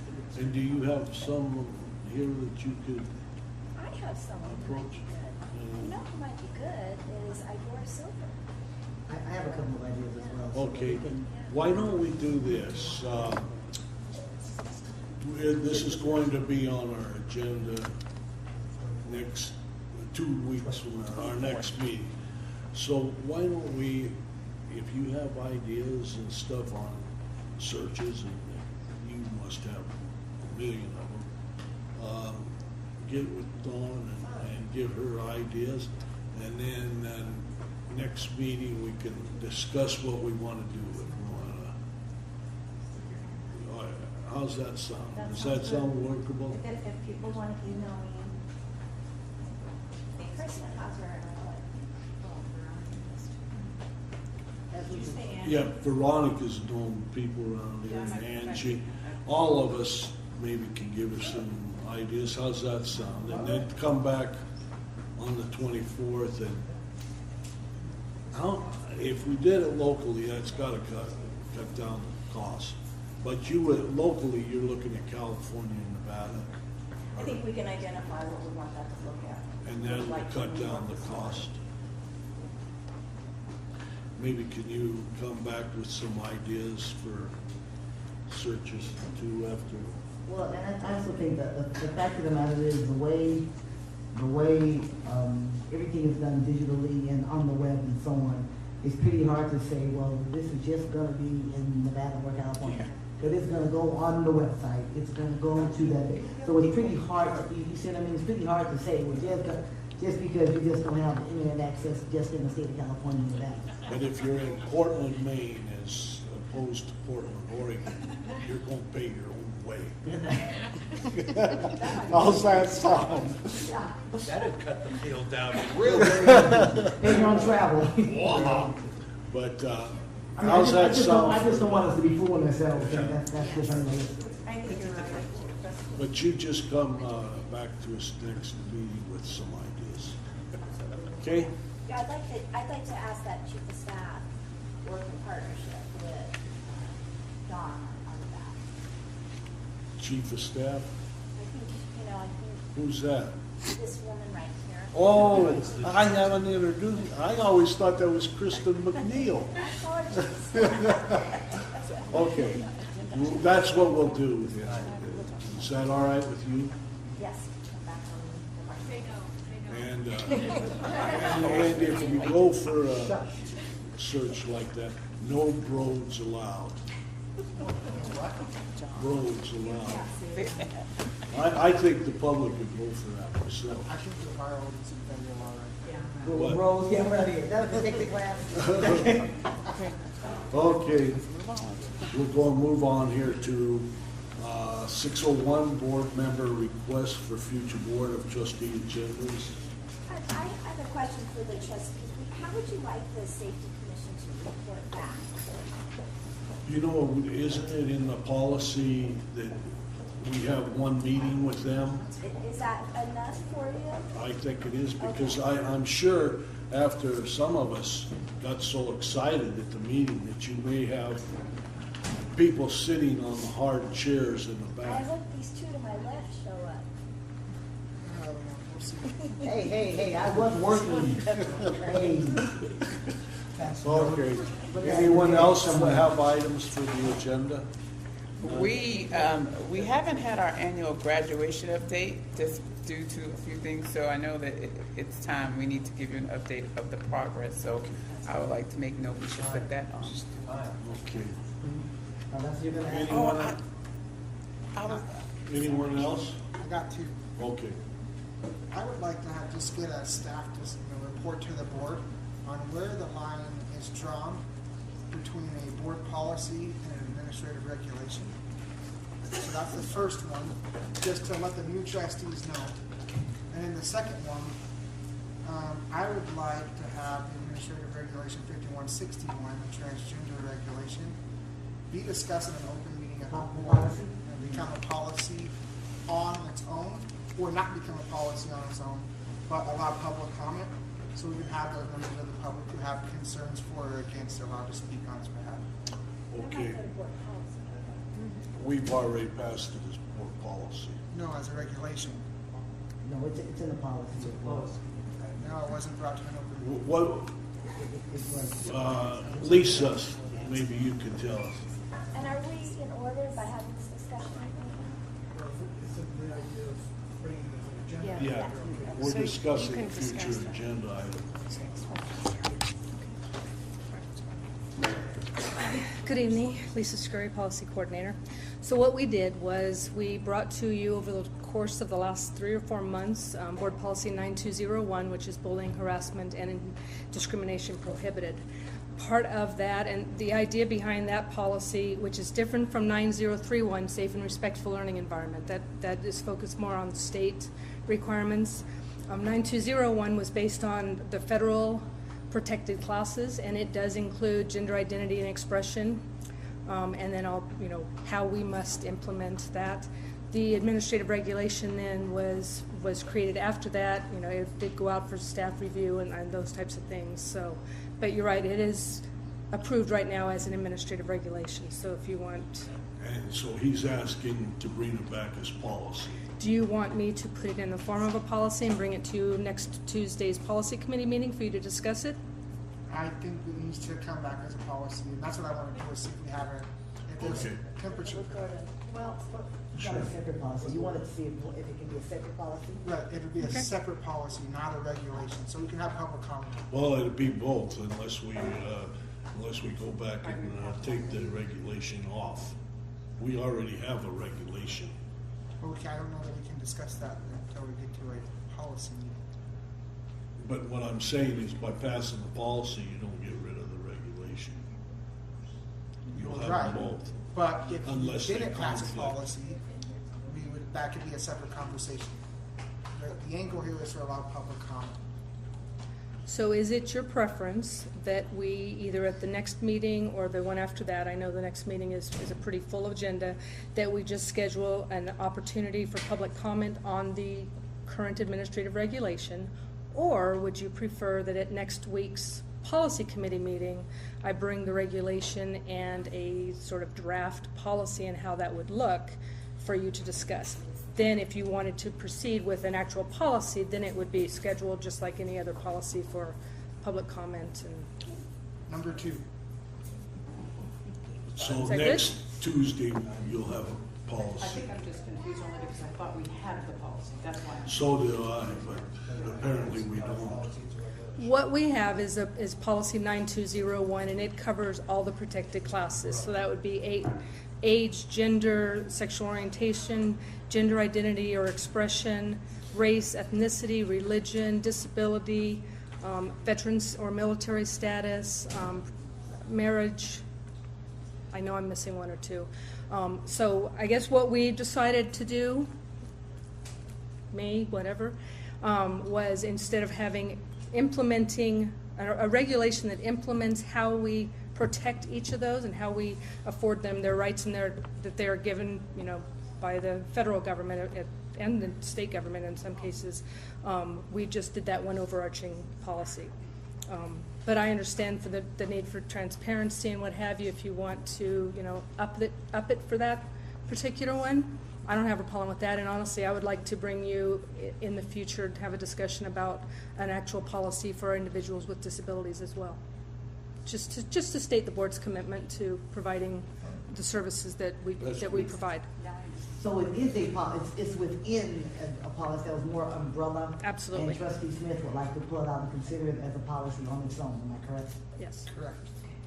Shall be done. Okay, any other agenda items? Okay, we have, on 602, public comment, we have one, Heather Sims. She's been waiting here since 3 o'clock for this. I've been here since about 7:30 this morning. I'm sorry, are you part of the staff? I am a part of the staff, so I just have a quick comment. It's really hard. My name is Heather Sims. I was a kindergarten aide for 2 years, student taught in the fall, and now I'm a long-term substitute specifically for interventions.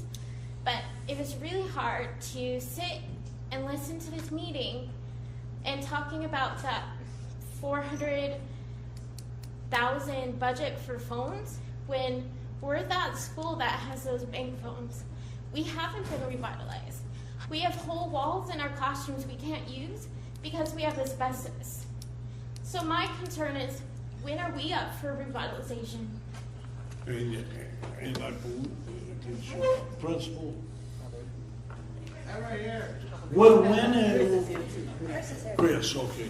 Yes. Are we on track for them to answer this question? Public comment.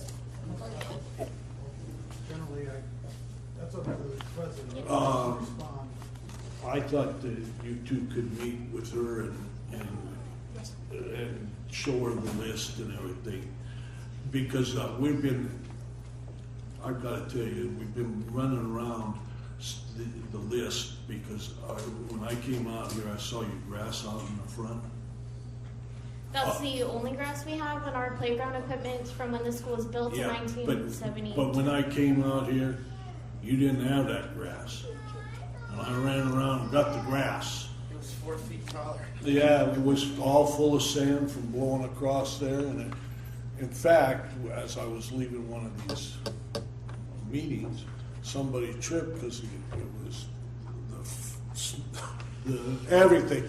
So No, I know. And the grass is great, but it's also in the front of the school, rather in the back where our playground is. So, thank you for the grass. I understand you had an outdoor movie on it and you loved it. Yes. Huh? Okay, but if you get right behind you and over here, they could tell you where we're at on the revitalization. We had to stop because we ran out of money and we had to stop. And now we'll be getting more money, so those people that are on the list will go up. Okay, thank you. Okay? Thank you. You demand high standards and want the best for kids. I did, I have one more actually. You already said two. How many? I got a list, but I'll just limit it to Okay. three. We're going back to 6:01 because Smith has another one for the agenda.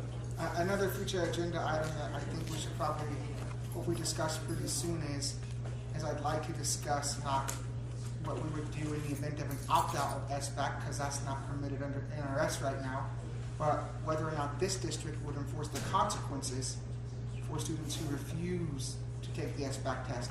Because I think the administrative consequences is wholly within our rights to enforce or not enforce for a student who refuses to take the test. So I think we should be able to discuss that. I agree. You want an agenda item for that on the next one, the next meeting on the 24th? We're gonna be there forever. Yeah, Yeah, we but do you will. want it on 24th? I think that's an important one to have a discussion about, only because we're coming in Because of SBAC ethics, season. right, we have to, that's time, maybe something else that may not be time sensitive, that we can adjust, but that is time sensitive because of the testing. We're going to have it happen. So is it a policy on the ability to take any test and opt out or walk out, the consequence? Like, I mean, overarching test change, right? So whatever, is that, I need to tell them? Or is it just specifically the SBAC? Policy or No, just? he just wants to I just discuss. want to have Oh, a okay. discussion that could maybe lead into a policy, on action. specifically the SBAC. We'll put it on for discussion only on our next Right, meeting. action, do a discussion, possible action. Yeah, why don't we do a discussion with possible action? Thank you, Dr.